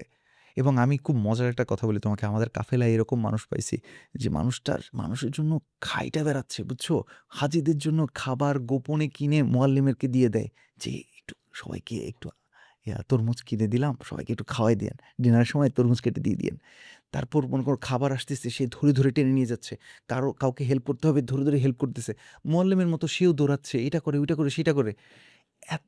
কোনো একজন মানুষ তার উপর জোরে কথা বললে সে একদম নরম করে কথা বলে। আমি আর নাফিস তো খুব অবাক। আমরা হচ্ছে আমাদের সাথে রাজু ভাই ছিলেন, ভাইয়াকে বলতেছি, "ভাইয়া, এই মানুষটার তো দেখে মনে হয় যেন কবুল হজের লক্ষণ লাগে। উনার কাছ থেকে দোয়া চাইতে হবে যে এই মানুষটার মনে হচ্ছে হজ কবুল হচ্ছে। এরকম একটা আচরণ করে। এত সুন্দর আচরণ।" ভাইয়া বলল আমাদের, অথচ দেশে উনি জোর গলার একটা স্ট্রং, একটু হার্ড টাইপের লোক ছিল। সামান্য কিছু টাকা কমানোর জন্য দিনের পর দিন উনি ফাইট করছেন। অথচ এখানে এসে ওই টাকার চেয়ে বহুগুণ টাকা উনি ২ হাতে খালি বিলাচ্ছে। হজ মানুষকে পরিবর্তন করে দেয়। যদি এই পরিবর্তনটা আনানোর মতো আশেপাশে মানুষজন পাওয়া যায়, ইনশাআল্লাহ ওইরকম কাফেলা পাওয়া যায়, আল্লাহর উপর ভরসা রেখে যাই। যদি আমার মন মতো কিছু আমি না পাই, চিন্তা করতে হবে এটা আমার তাকদিরে ছিল। এবার আমার পরীক্ষা। আমরা এমন ভাইয়াকে দেখছি আমাদের কাফেলায় না, একটু অন্য দিকের, বলে একটা জিনিস বলে নিয়ে আসা হইছে, ওই জিনিসটা পায় নাই। হোটেল থেকে শুরু করে অনেক রকমের প্রবলেম পড়ে। অনেক মানুষ এরকম ওখানে যাওয়ার পর তাদেরকে বলা হয় আপনাদেরকে অ্যাডিশনাল আরেকটু একটু খরচ করতে হবে। ফুডের একরকম কথা বলে আরেক রকমের হয়। আমাদের সাথে হয়নি ভাই আলহামদুলিল্লাহ। আল্লাহ তাআলা আমাদের মানে সেই রকম মেহমানদের উপর আমরা ছিলাম। আমি, নাফিস খুব ভালো ছিলাম আলহামদুলিল্লাহ। এবং মিনাম থেকে শুরু করে সব জায়গায় দারুণভাবে ছিলাম এবং সৌদি কোম্পানি যেগুলো আছে আল্লাহর দয়া করছে মানে কিভাবে কি সৌদি কোম্পানিগুলোর মধ্যে সৌদি কোম্পানি সৌদিরা তো আমাদের চেনার কথা না। অথচ তাদের কোম্পানির টপ পজিশনে বাঙালি যারা ছিল এরা আবার আমাদেরকে রেকগনাইজ করে চিনতে পারে। হ্যাঁ, চিনি তারা আমাদেরকে সৌদিদের সাথে পরিচয় করে দেয়। এরপরে সৌদিরা ভাই নানান জায়গার সৌদিরা আমরা ফ্লাইনাসের সাথে গেছি। এর বাইরেও আরও যতগুলো কোম্পানি-টম্পানি আছে তারা দেখা যাচ্ছে যেই আদর আপ্যায়ন যেভাবে ট্রিট করছে ভাই আলহামদুলিল্লাহ। সো আমি বলব যে আপনি অনেক ওপেন থাকেন। যেই মানুষ যত ওপেন থাকে যে তার সাথে যেটাই ঘটুক না কেন তিনি আল্লাহর উপর ছেড়ে দিয়ে আল্লাহর ইবাদতের জন্য যাচ্ছেন, সেই মানুষের সাথে সমস্যা কম হয়। আর যে মানুষটা প্রচুর খুঁতখুঁতে হয়, প্রত্যেক এইটা ধরে, এইটা ধরে, এইটা ধরে, এইটা ধরে, এইটা ধরে, এইটা ধরে, তিনি খালি প্রবলেমে পড়তেই থাকেন। এটা আমি নিজে চোখে দেখছি ভাইয়া। আলহামদুলিল্লাহ। কারণ একই সার্ভিস পাইতেছে ২ জন মানুষের এক্সপেরিয়েন্স টোটালি ২ জন মানে ২ রকম হচ্ছে। এটা নিজের চোখে দেখা। সো আমি বলব চুজ করার ক্ষেত্রে তুমি পরিচিত যদি পাও এরকম করো, ভালো রেকমেন্ডেশন শুনো। আলহামদুলিল্লাহ আমরা শুরু করেছি ভাইয়া কল্ব। কিন্তু আমার সাথে যিনি আছেন পার্টনার আমরা যারা একসাথে ঘুরতেছি তারা আল্লাহ তাআলা তাদেরকে বহু বছর ধরে তারা করে আসতেছেন। আমাদের তো জাস্ট মানে কিছুদিন হয়েছে আমরা করছি। আল্লাহ তাআলা হজে নিয়েছেন, উমরাতে নিয়েছেন, নাফিসকেও নিয়েছেন। সো আ কিন্তু আমাদের সাথে রাজন ভাইয়া, আল্লাহ তাআলা তাকে কবুল করে নিয়েছেন হজের জন্য। আমি তোমাকে উনার গল্প বললে তুমি বলব, "ভাই এটা কি ঘটনা?" সো চুজ করার সময় একটু বুঝে শুনে করবা কিন্তু ছাড় দেওয়ার মানসিকতা নিয়ে করবা। তাহলে আল্লাহ সহজ করে দিবে ইনশাআল্লাহ। ভাই আপনারা তো নিজেরাই এবার হজে নিয়ে যাচ্ছেন ইনশাআল্লাহ কল্ব থেকে। সো আমি যদি যেতে চাই ইনশাআল্লাহ। তাহলে এর প্রসেসটা কি? ওকে। Very easy. প্রি-রেজিস্ট্রেশন এখন সময়। তুমি ২০২৭ এর জন্য নিয়ত করে ফেলছো আলহামদুলিল্লাহ। প্রচুর পরিমাণ আল্লাহর কাছে দোয়া করতে থাকো। ইয়া রব আমার হজ আপনি কবুল করেন। আমাকে নিয়ে যান এবং আমাকে কবুল হজ করান। আমার হজে মাবরুর দিন আমাকে আল্লাহুম্মা আমিন। আল্লাহর কাছে দোয়া করতে থাকবা। আর প্রি-রেজিস্ট্রেশনের যে অ্যামাউন্ট আছে ছোট একটা অ্যামাউন্ট সেটা দিয়ে ফেলবা এবং দিয়ে কি হয়ে যাবে ওটা গভর্নমেন্টের ওখানে তুমি এনলিস্টেড হয়ে যাবে প্রি-রেজিস্ট্রেশন। আমাদের আমাদের হচ্ছে বর্তমানে আমরা যেই প্যাকেজগুলো করতেছি ভাইয়া, এই প্যাকেজটা হচ্ছে আমরা ইকোনমি প্যাকেজে রাখতেছি। অর্থাৎ আমরা ওই লাক্সারি অমুক-তমুক জায়গায় আসলে করতেছি না। আলহামদুলিল্লাহ আমরা যে এক্সপেরিয়েন্স গুলো দিয়ে গেছি, সেইরকম সহজ সরল এক্সপেরিয়েন্স এর মধ্য দিয়ে আসলে মানুষকে নিয়ে যাওয়ার চেষ্টা করতেছি। অ্যাডিশনালি এখানে একটু নলেজ বেস বেশি কাজ করা হবে। অর্থাৎ আ তুমি আমাদের এখানে রেজিস্ট্রেশন করার সাথে তুমি আমাদেরকে কমিটমেন্ট দিতে হবে আমরা যে ট্রেনিংগুলো আয়োজন করব, যেই জিনিসগুলো তোমাকে পড়তে বলতেছি, যেইভাবে তোমাকে নিয়ত করতে বলতেছি, প্রস্তুতি নিতে বলতেছি, সেগুলো তুমি করতে হবে। তুমি বললা, "ভাই টাকা দিবো কিন্তু ভাই আমি আপনার আমি কথা শুনতে পারব না। ট্রেনিং এগুলা বাদ।" তাহলে আমাদের জন্য একটু কঠিন। কারণ কি? আমাদের কাফেলাতে আমরা চাচ্ছি মানুষের সবাই এট লিস্ট কিছুটা প্রিপারেশন নিয়েই যাক। কারণ মানে তুমি যদি ওই প্রিপারেশনটা না নিয়ে যাও, তাও তোমার জন্য হইতে পারে নো প্রবলেম। বাট আমরা যে আমাদের একটা ভাবনা আছে ভাইয়া যে এটা একটা স্পিরিচুয়াল ট্রান্সফরমেশন এর একটা জার্নি হইতে হবে। কাফেলার মধ্যে যদি একটু ২-৩ জন একটু ইগনোরেন্ট বেশি হয়ে যায় আমাদের জন্য আবার একটু কঠিন হয়ে যেতে পারে। ব্যাপারটা কঠিন করে দিতে পারে ওনারা আমাদের জন্য। তাই আমি বলব তুমি প্রি-রেজিস্ট্রেশন এর জন্য এখনই আ যে প্রি-রেজিস্ট্রেশন অ্যামাউন্ট আছে সেটা দিয়ে ফেলবা এবং আমার সাথে তোমার কমিটমেন্ট করতে হবে যে আমাদের যে ট্রেনিং গুলো হবে অনলাইন, অফলাইন এবং আমাদের যে তালিম বলো, হালাকাগুলো হবে সেগুলোর মধ্যে যতটুকু পারো তুমি এখানে সময় দিতে হবে ইনশাআল্লাহ। নিজেকে প্রস্তুত করতে হবে। মানে এই আলোচনায় বসার পরে বিষয়টা এমন হয়ে গেছে যে মানে আগে তো বসছিলাম যে জানার জন্য। এখন তোমার কাছে যাইতে হবে। হ্যাঁ, তো আরে ভাই তুমি বইলো না মানে ডোন্ট মিস ইট ভাই, ডোন্ট মিস ইট। মানে বুঝছো? যেমন আমার ওয়ান অফ দ্য ক্লোজেস্ট বাডি আম আচ্ছা বাডি এভাবে না বলি, হ্যাঁ। যে যেমন আমার ওয়ান অফ দ্য ক্লোজেস্ট বন্ধু ও হচ্ছে আ সাদমান। সাদমানও যেন এবার হজে যায়। ওর পিছে সাদমান হজে যাও, হজে যাও, হজে যাও। সাদমান কিন্তু আমাদের সাথে আমার এজেন্সি দিয়ে হজে যাচ্ছে না। হ্যাঁ? কিন্তু ওর পিছে লেগে সাদমান হজে যেতে হবে, হজে যেতে হবে। সাদমান যেহেতু আগে থেকে এক জায়গায় জড়িত আছে, সো ও হজে গেলে ওদের সাথেই যাবে। আবার তামিম এক জায়গায় জড়িত আছে। তামিম সেখানে গেলে ওদের মাধ্যমে যেতে পারে। বাট ভাই তুই যেখান দিয়ে ইচ্ছা সেখান থেকে যা। ভাই তুই হজে যা। কারণ মানে ওই যে তোমাকে বললাম না তাড়াহুড়া করতে হয়। কারণ একটা মানুষের মনে করো হজ ফরজ হয়ে গেছে। সে এই হজটা না করে যদি মারা যায় আমি তোমাকে হাদিসটা এটা এভাবে বলব কিনা জানি না, কারণ এটা একটু দুর্বল, সনদটা দুর্বল। হাদিসটায় বলা হয়েছে এরকম টাইপের যে সেই ইহুদি না নাসারা সেটা জানা নাই। মানে এটা কিন্তু আসলে একটা ভয়ের ব্যাপার। আমি বলতেছি না যে এটা হাসান, সহিহ, জয়ীফ, এটা এটা তুমি আমল নাও করো, ঠিক আছে, বাট স্টিল এটা একটা ভয়ের ব্যাপার ভাইয়া। এবং মানে আল্লাহ তো এরকম করে বলে দিছেন যে কিনা অস্বীকার করলো, তাকে আল্লাহ জানায় দিছেন যে আল্লাহ কারো উপর ডিপেন্ডেন্ট না। সো হজ আসলে দেরি করা যাবে না, তাড়াতাড়ি করতে হবে। যার সাথে ইচ্ছা তার সাথে যাও ভাই, যাওয়াটা যাও। জরুরি। ইয়াস, আপনার কি হজে যাওয়ার পরে এমন কিছু মনে হয়েছে যে আমি যদি হাজিদেরকে নিয়ে আসতাম, ইয়েস, তাহলে এই বিষয়গুলো আমি অবশ্যই মাথায় রাখতাম? Very interesting. যে জিনিসটা আপনি এবার এপ্লাই করবেন কিংবা চেষ্টা করতেছেন? প্রথমত হচ্ছে আমি তো আসলে একা না। জি। আমরা মানে একাধিক ব্যক্তি মিলে আসলে এই এফোর্টগুলো দিচ্ছি। কারণ একা আসলে ওইভাবে করে কিছু হয় না। সো এইবার অলরেডি আমার সুযোগ হয়েছিল ভাইয়া, খুব অল্প করে কিন্তু সুযোগ হয়েছিল কিছু ক্লাস নেয়ার, সেশন নেয়ার, হাজিদের সাথে আসলে একবারে মিশে যাওয়ার এবং আম আমাকে একটু ট্রেনিং প্রসেস এর মধ্যে দিয়েই যেতে হয়েছিল যে খাবার এরেঞ্জ করা সবার জন্য, হ্যাঁ?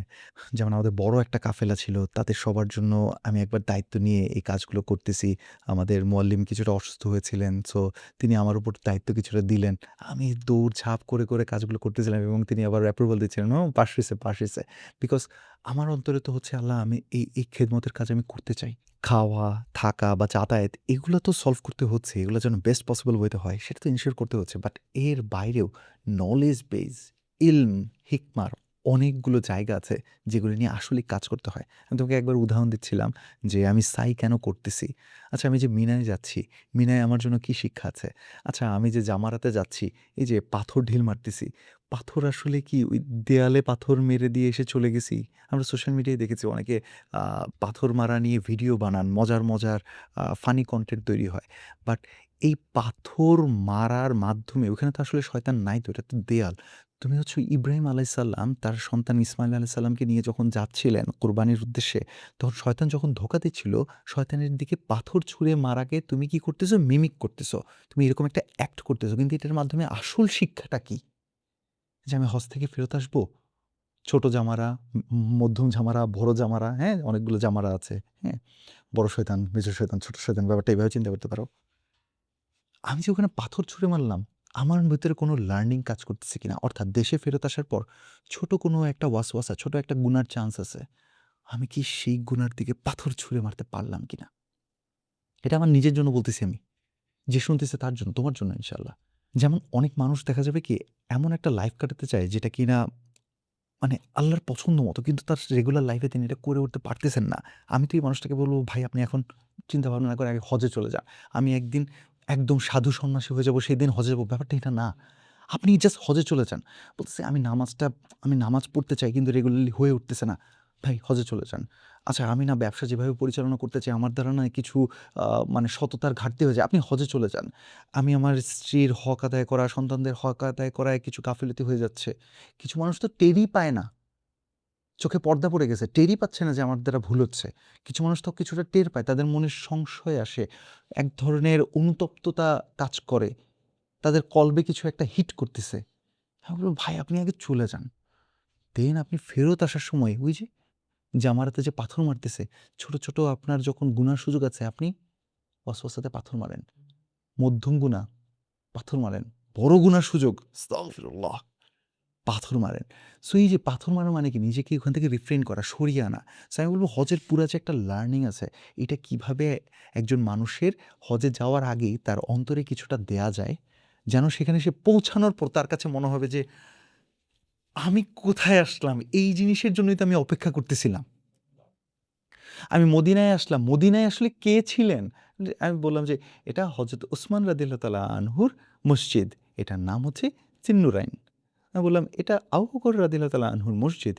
এখানেই তিনি একবার ঈদের নামাজ পড়িয়েছিলেন।" আমি জাস্ট এতটুকু শুনবো নাকি আবু বকর সিদ্দিক রাদিয়াল্লাহু তাআলা আনহুর ঘটনাতে আমি ওটাতে রিফ্লেকশন আসবে। আমি রেজোনেট করব। আমার অন্তরে কিছু একটা কাজ করবে যে, আবু বকর তিনি এখানে ছিলেন।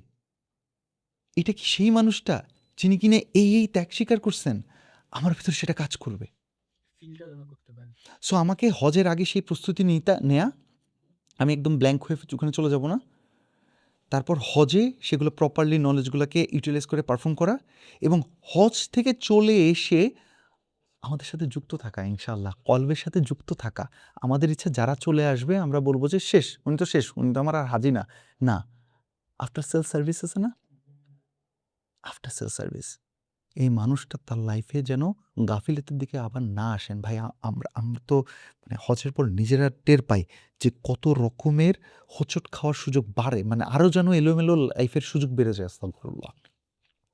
লোকে হাজি বলে যেন ডাকে, যেন হাজি মানুষ, আচ্ছা মানুষজন আমাকে বিশ্বাস করবে, আমি একটু হালকা এটা খাওয়াই দিই, এই জিনিস বলে চালাই দিই, এরকম অনেক রকমের সুযোগ, আরও অনেক কিছু আসতে পারে ভাই।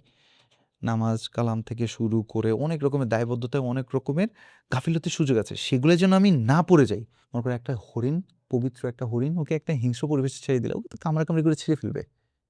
এই জন্য একজন হজ করে আসলো শিশুর মতো, মনে করো নিষ্পাপ, ইনশাআল্লাহ আল্লাহ কবুল করুক, সেই মানুষটাকে একটা কমিউনিটির ভেতরে রাখা, তার সাথে লেগে থাকা, মাঝে মাঝে কিছু বই সাজেস্ট করা, কিছু বই হাদিয়া দেওয়া। আমরা নিয়মিত কিছু ইভেন্ট, ওয়ার্কশপ, ট্রেনিং, হালাকা, এমনি আড্ডা, ঘুরতে যাওয়া, পিকনিক আয়োজন করতে চাই, সেখানে তারা আসবেন, তারা নিজেদের সাথে একে অপরকে কমিউনিটিটা তৈরি করা। কমিউনিটির মধ্যে গল্প করবেন, তাদের হজের স্মৃতিগুলা তারা চিন্তা করবেন, মিনাতে কি হয়েছে, মুজদালিফায় কি হয়েছে, চিন্তা করলে ওই মানুষটা জানো ইনশাল্লাহ তার কল্পনায় যখন কাবা ঘর যখন আবার ভাসবে, তিনি আবার যখন একটু সিজদা দিবেন, তিনি বলবেন আলহামদুলিল্লাহ আজকে আবার সিজদায় আনন্দ পাচ্ছি, মনে হচ্ছে যেন রবের সাথে কানেক্টেড হতে পারতেছে ইনশাল্লাহ। আমার আব্বু যখন হজ করে আসছিল ২০১০ সালে মেবি। সো আমার একজন হুজুর ছিল, উনি পড়াতো আমাদের। তো আব্বু আসার পরে সেম এই যে এডভাইস গুলো দেন ওইগুলো যে বাসা থেকে টিভি রিমুভ করো আগে। তখন তো টিভি চলতো ভালো। আ টিভি রিমুভ করে ফেলো, তারপরে কমিউনিটি ছোট করে ফেলো। হ্যাঁ, তোমরা কারণ আব্বু যখন আসছে তখন তার ভিতরে ওই পুরো ইয়াস, একটা ওখান থেকে আসছে আব্বুকে। একদম, মানে তুমি হ্যাঁ, এতদিন পরে, তাই না? হুম, হুম। সো তো ওই জিনিসটা খুব ইম্পোর্টেন্ট। কারণ যখন এমন বিষয়টা ট্রান্সফরমেশন। হ্যাঁ, আমি দেখতে পাচ্ছি যে আমার আব্বু পরিবর্তন হয়ে গেছে। কিন্তু সমস্যা হলো আমাদের সাথে আবার সেই আগের পরিবেশে, আগের কমিউনিটি, আগের জায়গায় একটানা থাকতে, থাকতে আবার ৬ মাস ১ বছর পরে মানুষের ভিতরে আবার আগের আমরা তো মতো দুর্বল। পরিবর্তন চলে আসে। আমরা তো দুর্বল আছি। আল্লাহ সাহায্য করলে আমরা স্ট্রং হইতে পারবো। সো আল্লাহ তো আমাদেরকে মানে শিখিয়ে দিছেন আমরা কমিউনিটির মধ্যে থাকতে হবে। উম্মাহ এক হয়ে থাকতে হবে। রাইট? সো ওই জায়গাটা নিয়ে আসলে কাজ করা। তুমি মনে করো তোমার কল্পকে ধোয়ার চেষ্টা করছো। ধুয়ে নিয়ে এসে আবার ময়লার মধ্যে রাখতেছো। আবার তো ময়লা হয়ে যাবে। কল্প তো আবার ময়লা হয়ে যাবে। তোমাকে ওই নিয়মিত আসলে যে কারণে ওই যে ৫ বেলাই আসলে আল্লাহর সাথে প্রপারলি কানেক্ট কানেক্টেড হওয়া, থাকতে হবে। কোরআনের মধ্যে থাকা, লেগে থাকা, ভালো, ভালো কাজ করা। মনে করেন আমি কর্মক্ষেত্রে ব্যবসা করি এইটা, এখান থেকে ইনকাম করে নিয়ে এসে আমি আমার মতো খাই আর ৫ বেলা নামাজ পড়ি। এরকম না করে আমার কর্মক্ষেত্রটায় আমি যা, যা করি সেটা কিভাবে ইবাদত হইতে পারে আমার জন্য? প্রপার নিয়ত করে আল্লাহর খুশির উদ্দেশ্যে আমি কাজটা কিভাবে করতে পারি? So it's a transformational journey. আরেকটা খুবই ইম্পোর্টেন্ট জিনিস আমার মাথায় আসলো যে এই জিনিসটা আসলে জানা দরকার আমার নিজেরই যে ভাই ফিজিক্যালি কতটা ফিট হওয়া দরকার হজে যাওয়ার হুম। জন্য। কারণ আমরা সাধারণ জীবনে ধরেন আমার বর্তমান অবস্থায় বলেন যে আমরা যতটুকু হাঁটাচলা করি, ইয়াহ! হ্যাঁ? সো আমাদের যদি আপনি ১ কিলো দৌড়াইতে বলেন, হ্যাঁ? ২ কিলো হাঁটতে বলেন, একটু সাইকেল চালাইতে বলেন, সেটাও পসিবল হয় না। আমরা হাঁপিয়ে যাই, শরীর ভারী হয়ে গেছে। তো সেখানে ধরেন আপনি একটা নতুন পরিবেশে যেয়ে, হ্যাঁ? নতুন পরিবেশে আপনার যেই পরিমাণ ফিজিক্যাল যে পরিমাণ চ্যালেঞ্জ, সো অবশ্যই। আপনার এক্সপেরিয়েন্সটা কেমন ছিল? আর আপনি যাদের হাজিদেরকে যে সার্ভ করতেছেন, তাদের নিয়ে আপনার কি প্ল্যান? আচ্ছা, first thing first, physically fit হওয়াটা আসলে এটা নেসেসিটি, নেসেসিটি। অপশন এখন না, না, necessity. It's it's a necessity. আবার আমরা এমন হাজিও পেয়েছিলাম যিনি কিনা ভালো একটা বয়স হয়ে গেছে, হ্যাঁ? একদম শরীর ভেঙে পড়েছে। তিনি আমাদের সাথে তো এবার গেলেন। তার আগের বছর এবং তার আগের বছর তিনি রেজিস্ট্রেশন করে অপেক্ষা করছিলেন শরীরটা একটু ভালো হলে যাবেন। শরীরটা একটু ভালো হলে যাবেন। কিন্তু প্রতি বছর আস্তে, আস্তে শরীর কি হচ্ছে? খারাপ হচ্ছে। খারাপ হচ্ছে। সো আমি বলব fitness is must. It's a necessity. কিন্তু তোমার শরীর এখন যে অবস্থায় আছে তুমি চাও। কারণ পরের বছর শরীর আরো খারাপ হতে পারে। একজন ফিট হাজি মানে শক্তিশালী হাজি, শক্তিশালী হাজি না শুধু শক্তিশালী মুমিন অনেক ইম্পোর্টেন্ট। মানে দুর্বল মুমিনের চেয়ে শক্তিশালী শক্তিশালী মুমিন আল্লাহর কাছে বেশি। বেশি প্রিয়, বেশি অ্যাকসেপ্টেড। এখন মুমিন শুধুমাত্র আমার ঈমানটা অনেক শক্তি ব্যাপারটা এরকম না। মুমিন ফিজিক্যালিও যদি ফিট হয়, তুমি মনে করো ফিজিক্যালি ফিট, তুমি তাওয়াফ করে আসছো, তোমারও দুর্বলতা আসে, আরেকজনেরও দুর্বলতা আসে। কিন্তু এরপরও তুমি দেখা যাচ্ছে জমজমের পানি নিয়ে, নিয়ে মানুষকে দিচ্ছ, দিচ্ছ। আল্লাহর খুশির উদ্দেশ্যে, সওয়াবের আশায় মানুষের খেদমত করতেছো তুমি, হাজিদের মেহমানদারি করতেছো তুমি। কিন্তু তুমি কি করতে পারতা? তোমার শরীর একদম টায়ার্ড হয়ে পড়ে গেছো, তুমি একদম পড়ে থাকতে পারতা। এরকম হয়, আমি বলতেছি না এটা খারাপ। কিন্তু তুমি দেখো সুযোগটা দেখো, একজন মানুষ ঠিকানা খুঁজে পাচ্ছে না, কোন বাসে উঠবে বুঝতেছে না, কোন রাস্তায় যাবে বুঝতেছে না। তুমি তাকে নিয়ে তার সাথে ল্যাঙ্গুয়েজেও তুমি কমিউনিকেশন করতে পারছো না। তুমি তাকে ছেড়ে দিতে পারতা। তুমি বলবা যে মাফি মাফি আরবি, হ্যাঁ? মাফি মালুম, এরকম বলে তুমি চলে আসতে পারো। কিন্তু তুমি কি করতেছো? না, তাকে বলতেছো যে তরিক, তরিক, রাস্তা দেখায়-টেখায়া তুমি বলতেছো যে, "আমার সাথে চলেন।" এরকম করে, করে তাকে নিয়ে মনে করো তুমি নুসুক কেয়ার অথবা কোনো একটা সেন্টারে পুলিশদের কাছে প্রপার দিয়ে আসলা। তোমাকে হয়তোবা ১ কিলো বেশি হাঁটতে হইল। এটা কিন্তু ওই যে সারাদিন ইবাদত এবং করার পর মাঝে, মাঝে মনে হয় যে, "ভাই আমি না তাকাই সোজা হেঁটে চলে যাই।" এফোর্ট লাগে। ওখানে ভাই তুমি যদি খেদমত করতে চাও, মানে খেদমত করার সুযোগ ভরা। তুমি যদি খেদমত করতে চাও, মনে করো লিফটে, ওখানে তুমি এটা খুব কমনলি পাবাই। লিফটে যখন হজের মৌসুমগুলো হয়ে যায়, এত পরিমাণ হাজি একসাথে এসে মনে করো জাস্ট নামাজ শেষে খাবারের সময় একসাথে সবাই লিফটে, হ্যাঁ, লিফটে উপরে উঠবে, একসাথে সবাই লিফটে নামতে চাবে। ওখানে লিফটে একটা ভালো ভিড় হয়। তুমি চিন্তা করতে পারো যে, আচ্ছা আমি একটু হেঁটে চলে যাই। আচ্ছা আমি একটু হেঁটে নেমে আসি। এখন তুমি এই কাজটা না করলেও হয়। কিন্তু তুমি আল্লাহর খুশির উদ্দেশ্যে, ইবাদতের উদ্দেশ্যে যদি করো কাজটা, এখন ফিট না হইলে তুমি এই চিন্তা করবা, দাঁড়াই থাকবা। তারপর কি হবে? গুতা দিবা, এই করবা, সেই করবা। সো ভাই, ফিট থাকলে ওইখানে সুযোগ আর সুযোগ। আর তোমার কাছে মনে করো টাকা-পয়সা নাই সাদাকা করার। কিন্তু স্ট্রেংথ আছে ভাই। ইনশাআল্লাহ আল্লাহর কাছে বলবা, "আল্লাহ আমার এই স্ট্রেংথকে আপনি সাদাকা হিসেবে কবুল করেন।" দেখবা যে মানুষ এসে, এসে হেল্প চাবে। বলবে কি, "আমার হুইল চেয়ার ঠেলে দেন, আমার এটা একটু ধরবেন, একটু আগায় দেন, আমাকে একটা একটু দেখাই দিবেন।" খালি তোমার কাছে অফার আসবে। তখন তোমার বুঝতে হবে আল্লাহ মনে হয় সাদাকা চাচ্ছে তোমার কাছে ইনশাআল্লাহ। তো ফিজিক্যাল ফিটনেস তো অনেক গুরুত্বপূর্ণ। কিন্তু আপনি যেহেতু আপনি যে ঘুরে আসছেন, এক্সপেরিয়েন্স করে আসছেন, যেমন আমি দেখলাম যে আপনার পায়ের নিচে কালো হয়ে গেছিল। আসার অবশ্যই। পরে ২ দিন ঘুমাচ্ছেন, হ্যাঁ? হ্যাঁ, মানে একদম কারণ ক্লান্তিটা তো বোঝা যাচ্ছে। ফিজিক্যালি ওইভাবে ফিট না হন, তাহলে তো আপনি পারবেন না। হ্যাঁ, পারবেন, পেরে যাবেন কিন্তু ওই মজাটা তো পাবেন না। তারাবির নামাজে আপনার কিন্তু ফিজিক্যালি ফিট হইতে হবে। আবার মানে তা না হলে আপনি ২০ রাকাত অনেকে পড়ে ৮ রাকাত। মূল কথা তো পুরোটা শোনা। পুরোটাতে কিন্তু আপনি দাঁড়িয়ে শুনতে পারবেন না। আপনার কাছে মনে হবে একটু শুয়ে নিই, একটু রেস্ট নিয়ে নিই। ২ রাকাত রেস্ট নিয়ে তারপর আবার ২ রাকাত জয়েন করব। সো আমি নিজে ফিল করছি। আমি হজে যাই নাই। বাট এটা তো ফিজিক্যালি তো তো এটার প্রস্তুতি হিসাবে আপনি আপনার এজেন্সি কিংবা কি ব্যবস্থা নিচ্ছে হাজিদের জন্য? এক্সাক্টলি ভাইয়া, ফিটনেস ইজ ইম্পোর্টেন্ট। এটা আমরা খুব ভালো মতো বুঝতে পারতেছি। এই কারণে আমাদের যে ট্রেনিং সেশনগুলো আছে কলবের পক্ষ থেকে, সেখানের গুরুত্বপূর্ণ একটা অংশ হচ্ছে ভাইয়া কিভাবে আমি আগে থেকেই আমার ফিটনেস নিয়ে কাজ করতে পারি। এবং শুধুমাত্র এখানেই না, যাওয়ার পরেও আমার অনেক সময় মাসল পেইন হতে পারে। আমার জয়েন্টের মোবিলিটির জন্য ওটার অভাবে দেখা যেত আমার নানান জায়গায় কষ্ট হতে পারে।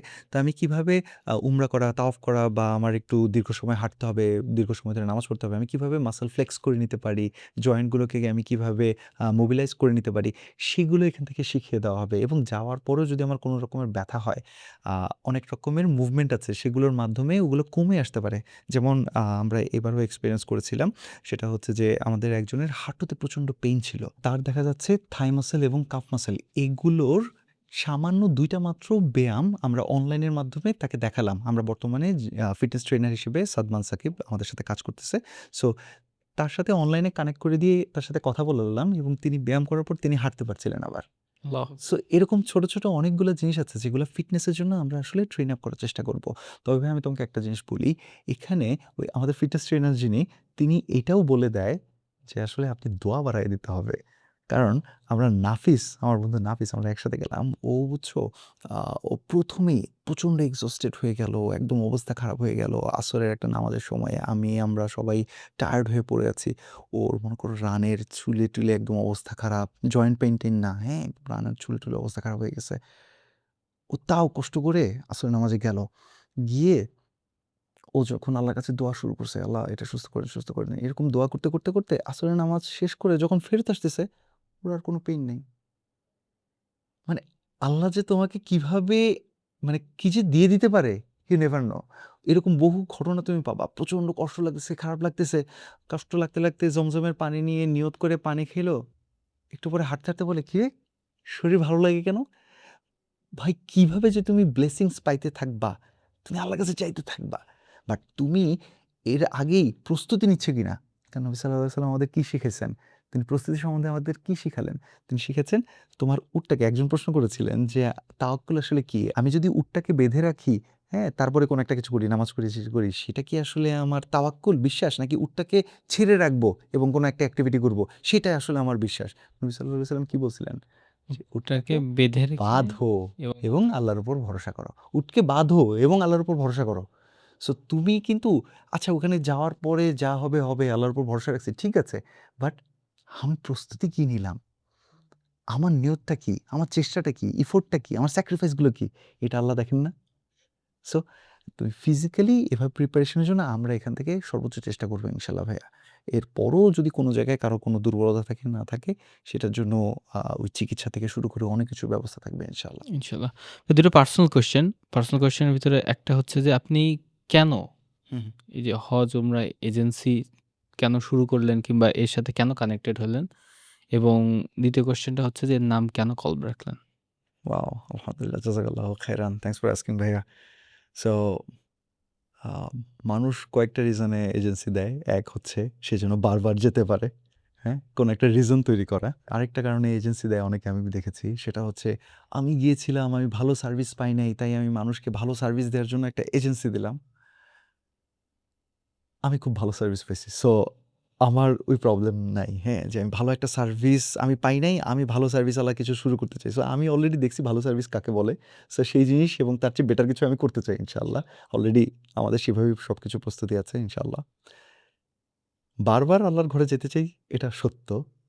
বাট ৩য় যে রিজনটা যেটা আমাকে কল্ব খুলতে একরকমের বলব বাধ্য করলো, সেটা দেখলাম বেশিরভাগ বা অলমোস্ট সবগুলো এজেন্সি কাজ করতেছে তাদেরকে নিয়ে যারা অলরেডি নিয়ত করে ফেলছে যে আমি তো হজে যাবোই। আচ্ছা। একজন হাজি তিনি আসলেন, এসে বললেন, "আমি এবার হজে যাইতেছি।" তখন এজেন্সি 1 তাকে একটা প্যাকেজ দেয়। এজেন্সি 2 তাকে আরেকটা প্যাকেজ দেয়। Agency 3 package. এরকম করে ৫ টা এজেন্সি তাকে ৫ টা প্যাকেজ দেয়। এই ব্যক্তি এই প্যাকেজগুলো দেখে তার যে প্যাকেজের টাকা পয়সার কথা ভালো লাগে, অফারিংগুলো ভালো লাগে সেটা দেখে একটা চুজ করেন। এই ৫ জনই তার দিকে চরম ফোকাস করে আছে। আমি না তাদের মধ্যে এই ৬ নম্বর ব্যক্তিটা হইতে চাই যে এই একদম যে হাজি যাবেই, তার বাইরেও আরো বহু ভাই যে পড়ে আছেন, তাদের হজ ফরজ হয়ে গেছে। তারা বুঝতেছে না। তাদের নিয়ে কাজ করতে যাচ্ছি। যেমন আমাকে ইন্সপায়ার করতেছেন। তোমাকে ইন্সপায়ার করতেছি। আল্লাহু আকবার। মে আল্লাহ অ্যাকসেপ্ট। ইনশাআল্লাহ। তুমি তো অলরেডি আল্লাহর দিকে আসার জন্য অলরেডি তুমি একটা নিয়ত করে রাখছো। আলহামদুলিল্লাহ। আল্লাহ সহজ করে দেখ। আমরা সেই ভাইগুলার পাশে পৌঁছাতে চাই, যারা হয়তোবা তাদের রেগুলার লাইফটা এভাবে প্র্যাকটিসও করতেছে না। কিন্তু এতটুকু বিশ্বাস রাখি মানুষগুলা হজে গেলে আল্লাহর ঘরটা দেখলে মনটার মধ্যে যদি ওই বাড়িটা লাগে, সিজদা দিতেছে, কোনো রকমের এফেক্ট হইতেছে না। আমি আল্লাহু আকবার এটার নাম কি? তাকবীরে তাহরিমা। তাহরিম মানে কি? হারাম। তাহরিম মানে নিষিদ্ধ। তুমি সেই তাকবীরটা দিলা, তাহরিমা সেই তাকবীরটা দিলা যে এরপরে তুমি যখন হাতটা বাঁধলা, এবার নরমালি একটা ফোন আসলে ফোন ধরতে পারতা। এটা কি হারাম? না। কিন্তু এখন আর তুমি তোমার জন্য এটা হারাম। তুমি তাহরিমের মধ্যে ঢুকে গেলা, হারামের মধ্যে ঢুকে গেলা। নট অনলি দ্যাট, তুমি ডানে বামে তাকাইতে পারতেছো না। এটা করতে পারতেছো না, ওটা করতে পারতেছো না। নিজেকে কি করতে একটা লক করে ফেলছো। তোমার জন্য আর রেগুলার কাজগুলা হালাল নাই, হারাম। একজন মানুষ যে কিনা এভাবে আগাইতে পারতেছে না লাইফে, সে যখন ভাইয়া এই হারাম স্টেটে ঢুকবে, তার মানে কি ইহরাম পড়বে, সেই সাদা কাপড়টা পেঁচাবে, অথবা মহিলা হলে নিয়ত করবেন, তার জন্য রেগুলার কাজগুলোর মতো আর এগুলো হালাল নাই, এগুলো হারাম হয়ে যাবে। এবং তিনি প্রবেশ করবেন হারাম এলাকায়। মানে কি? হারামাইন, ২ এলাকা হারাম। কোনটা? হুদুদে হারাম, মক্কাকে ঘিরে, কাবাকে ঘিরে একটা সার্টেন এরিয়া হারাম। মসজিদুল হারাম, হারাম শরীফ, এখানে রেগুলার আর ১০টা কাজ এখানে হালাল না ভাইয়া। This has a particular protocol. এটা করা যাবে, এটা করা যাবে না, হারাম। ইভেন মদিনাতেও হারাম শরীফ। সো তিনি যখন তার লাইফের এইরকম একটা জার্নি দিয়ে যাবেন, তারপরে ফেরত আসবেন ইনশাআল্লাহ, তার অন্তরটা শিখে যাবে কিভাবে করে আমি হারামকে হারাম, হালালকে হালাল মানতে হয়। আল্লাহু আকবার। মে আল্লাহ অ্যাকসেপ্ট। সো যেই ভাইটা হজে যেতে চাচ্ছে, তার লাইফের ট্রান্সফরমেশনাল জার্নির তো পার্ট হইতে চাই। যেই ভাইটা এখনো সেভাবে ভাবতেছেই না, তার কাছে দাওয়াত নিয়ে যাইতে চাই ইনশাআল্লাহ। ইনশাআল্লাহ। যেন ওই যে মানে আফসোস করতে না হয় পরে, এবং নিজে আমার জন্য আফসোস করতে না হয়। আমি তো ভাইকে এদেরকে দাওয়াত দেই নাই। আমি তো দাওয়াত দেই নাই। আমার তো দাওয়াত দেওয়ার সুযোগ ছিল, আমি তো দাওয়াত দেই নাই। সো অ্যাক্টিভলি এই কোম্পানির পার্ট হয়েই পুরো দাওয়াতের কাজ করতে চাই ইনশাআল্লাহ। ইনশাআল্লাহ। আর নাম কল্ব, বিকজ তোমার ড্রেস পরিবর্তন হলো, তোমার সঙ্গীরা পরিবর্তন হলো, তোমার ব্যবসা আগের চেয়ে অনেক বড় হয়ে যাচ্ছে। এটাও হয় খুব আলহামদুলিল্লাহ। কিন্তু তোমার অন্তর পরিবর্তন হয় নাই। তাহলে আসলে এই জিনিসটা হইল না। সো হার্ট বা কল্ব এর ট্রান্সফরমেশনাল জার্নি নিয়ে কাজ করতে চাই। হজে একটা মানুষ তার বিনীত হৃদয়, অর্থাৎ কালবে মুনিব নিয়ে তিনি পৌঁছাবেন আল্লাহর কাছে, ফেরত যাবেন, যেন আল্লাহ ক্ষমা করেন তাকে, এবং তিনি যেন একজন বিনীত নম্র একজন হাম্বল বান্দা হিসেবে বাকি লাইফটা কাটাতে পারেন ইনশাআল্লাহ। আল্লাহ যেটাকে হালাল বলছেন এটাই হালাল, যেটাকে হারাম বলছেন এটা হারাম। আমার অ্যাডিশনাল মাথা ভরি করতে হবে না, না এটা কেন এরকম আমি মানি না, না না না, সে একজন কৃতদাস, এমন একটা বান্দা, আপনি যা বলছেন তাই। এরকম একটা বান্দাতে যেন পরিণত হতে পারেন তিনি যত আর্লি এইজে, সেটা নিয়ে কাজ করতে চাই ইনশাআল্লাহ কল্প থেকে। ইনশাআল্লাহ। তাহলে মোটামুটি আজকের আলাপের আমরা শেষের দিকে জাযাকাল্লাহু খাইরান। ইনশাআল্লাহ। সো ফাইনাল একটা কোয়েশ্চেন, সেটা ইয়েস হচ্ছে স্যার। যে আ আপনি তো হজ করে আসলেন। তো আলহামদুলিল্লাহ, আপনি আল্লাহ এজন্য করেছেন। এজন্য আপনি আরো মানুষকে নিয়ে যেতে চাচ্ছেন। আমিন সো ইনশাআল্লাহ। এই যে হজ করে আসার পরে আপনার পার্সোনাল লাইফে, ব্যবসায়, ফ্যামিলিতে কি পরিবর্তন আসছে? আমি তোমাকে সবগুলো বলতে পারবো না এখানে। অবশ্যই আমি তোমাকে সবগুলো বলবো না, এবং আমি বলব যে আপনারা যারা হজ করে এসে লাইফের এই পরিবর্তনগুলো দেখতে থাকেন, যতটুকু বললে আরেকজন ইন্সপায়ার্ড হবে ততটুকু বলেন। বাকিগুলো বলার দরকার নাই। নিজের কাছে রাখেন। আপনার রব সবকিছু জানে ইনশাআল্লাহ। ইনশাআল্লাহ। আমি তোকে এতটুকু বলি যে আমি আল্লাহ তাআলার সাহায্যের উপরেই আছি, আল্লাহু আকবার। এবং আম আমি একটা জায়গায় খুব আফসোস করি। কোনটা জানো? যে আমি যখন মানে হজটা যেন শুরু হয় অ্যাকচুয়ালি নিয়ত থেকেই। তুমি হজের নিয়ত করে ফেলছো, তোমার আসলে জার্নিটা অনেকটা শুরু হয়ে গেছে। আমার আশেপাশে আমি এরকম বহু মানুষ দেখছি, হজের নিয়ত করছে। সে আমাদের ইউসুফ ইফতি ভাই, তিনি হচ্ছেন তার ওয়াইফকে বলতেছেন যে, "এই যে এই একটা ট্রেনিংয়ের প্রজেক্ট প্রপোজাল জমা দিলাম আমি, এটা যদি আসে তাহলে আমরা দুজন হজ করতে যাব।" আল্লাহ তার এই নিয়ত এমনভাবে কবুল করছেন, শুধু ওই কাজ দেয় নাই, তার চেয়ে কয়েক গুণ বেশি এমন কাজ তাকে দিছেন এবং আর্নিং তাকে দিছেন, তিনি অবাক হয়ে গেছেন। আমাদের টু সেন্স পডকাস্টে ইভেন রাজীব আহমেদ ভাই, বিক্রয় বন্ধু রাজীব আহমেদ ভাই, তার এপিসোডে তিনি এরকম ঘটনা শেয়ার করছেন, অসাধারণ ঘটনা। নাফিসের এরকম অসাধারণ ঘটনা আছে। আমাদের টু সেন্স পডকাস্টে সামি ভাই আসছিলেন, ওয়ান উম্মার, যে আমি কিছু পড়ে আছি ওয়ান উম্মার, সামি ভাই তুমি পড়ে আছো ওয়ান উম্মা। ওয়ান উম্মার সামি ভাইয়ের অসাধারণ ট্রান্সফরমেশনাল জার্নি। তিনি পুরা ব্যবসা বন্ধ করে দেওয়ার মতো অবস্থা।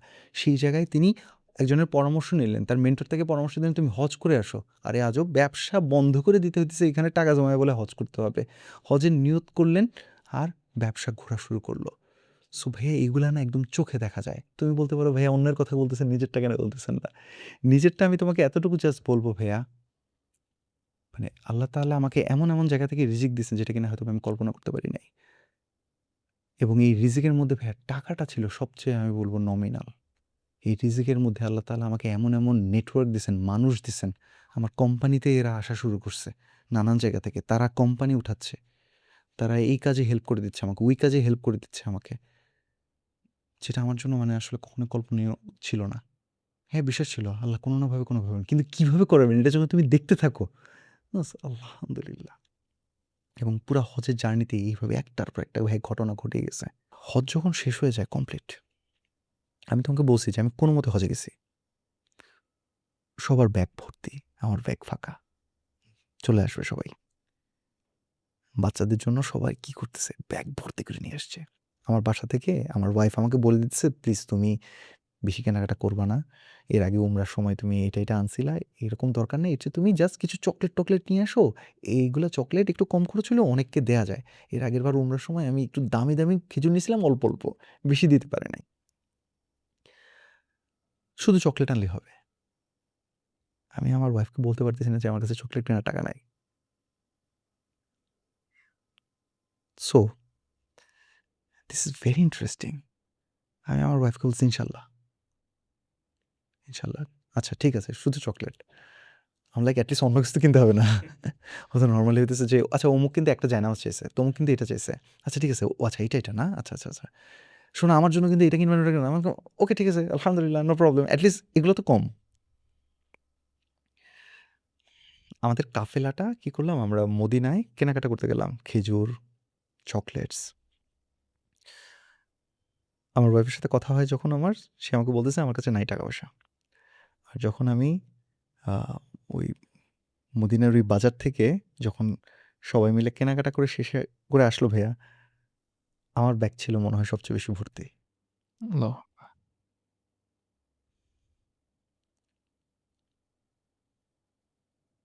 আলহামদুলিল্লাহ।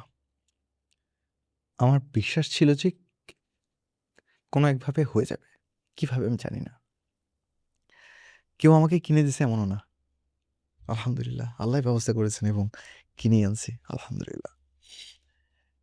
আবার, আবার ওই টাকাও শেষ হয়ে গেল একসময়। আম হজ শেষে হালাকা করে। হালাল হয়। চুল কেটে ফেলে। চুল কেটে ফেললে তুমি এবার ইহরামের কাপড়টা খুলে ফেলতে পারো। এবার তুমি রেগুলার ড্রেস পরতে পারবা। সো আমাদের জামারাতে পাথর মারা শেষ। আমরা আমাদের মিনাতে ফেরত না গিয়ে আমরা আমাদের হোটেলে আসলাম। আমরা একটু ফ্রেশ হব এবং সবাই মাথা মুন্ডন করবেন। আ দুপুরের দিকে মানুষের মাথা মুন্ডন করা শেষ। দুপুর শেষ হয়ে আস্তে বিকেল হইলো। মানুষের বাকি আর যে কয়জন বাকি ওইদিন অনেক খরচ। নরমালি ৫ রিয়ালই হয়। ওইদিন ২০, ৩০, ৪০ যে যেভাবে নিতে পারতেছে। কারণ অনেক হাজি আজকে। আম সন্ধ্যা হয়ে গেছে। সবার মাথা ন্যাড়া। আমার মাথায় চুল। চুল কাটার টাকা নাই। এগুলা আম শেয়ার করা কতটা উচিত হচ্ছে আমি জানি না। বাট দ্য থিং ইজ কোথাও আমাকে আটকায় নাই। আলহামদুলিল্লাহ। রেজারটার ছবিটা আমি তোমাকে দেখাইলে তুমি মজা পাবা। একটা ভাঙা রেজার এবং একজন ভাই। যে কেউ তোমার চুল কেটে দিতে পারবে না। তার চুল হচ্ছে মাথা মুন্ডন করা থাকতে হবে। তার মানে তিনি আগে হালাল হইতে হবেন। যিনি নিজেই ইহরাম অবস্থায় আছে সে তোমার চুল কাটতে পারবে না। ইহরাম শেষ হয়ে গেলে সে কাটতে পারবে। তো আমি একটা ঘুম দিয়ে দিছিলাম। দেখো আল্লাহ আমাকে কোথাও অপমানিত করে নাই। আমি ঘুমায় গেছিলাম। ঘুম থেকে উঠছি। সো ঘুম থেকে উঠে কি আর করবো? আবার একটু ঘুমাই। কারণ আমার তো সুযোগ নেই। নামাজ পড়ছি ঠিক আছে, কিন্তু আমার তো সুযোগ নেই যে ঘুমাই। আমি ওয়েট করি। আল্লাহ কোনো একটা সুযোগ দিতে পারবে। আল্লাহ কিছু একটা ঘটাবেন। দোয়া করতেছি আল্লাহর কাছে। ওই ভাইটা এমন একটা মানে ঝাড়ি-ঝুড়ি দেওয়ার মতো, কি এখনো হয় নাই? কেটে দেই।" আমি তো মাথা পেতে দিছি দেন। এত সুন্দরভাবে কেটে দিল। উল্টা বাকি দিচ্ছে মনে হয় চকচক করতেছে। দোকানে গেলে তো করে উনি যত্ন করে কেটে দিছেন। আলহামদুলিল্লাহ। সো আলহামদুলিল্লাহ কোথাও আটকায়নি ভাইয়া। পরিবারের জন্য, অফিসের জন্য, সবার জন্য গিফট-টিফট নিয়ে আসা থেকে শুরু করে কোথাও আল্লাহ আটকায় নাই। আলহামদুলিল্লাহ। একদম ১ম এ রেজিস্ট্রেশনের সময় টাকা নাই থেকে শুরু করে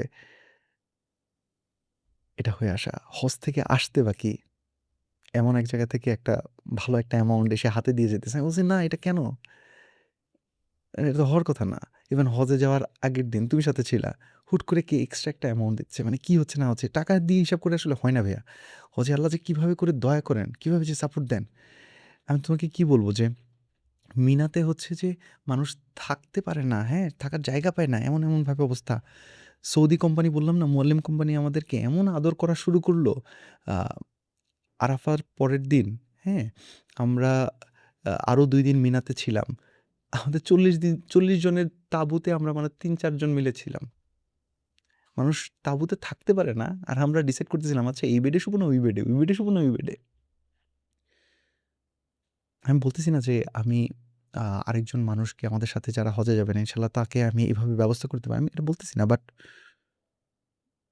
আল্লাহ যে আপনাকে কিভাবে হেল্প করেন, আপনার রব যে প্রতি মুহূর্তে আপনাকে হেল্প করতেছেন। আপনি যদি দেখতে না চান তাহলে তাহলে তো আসলে দেখতে পাবেন না হয়তোবা।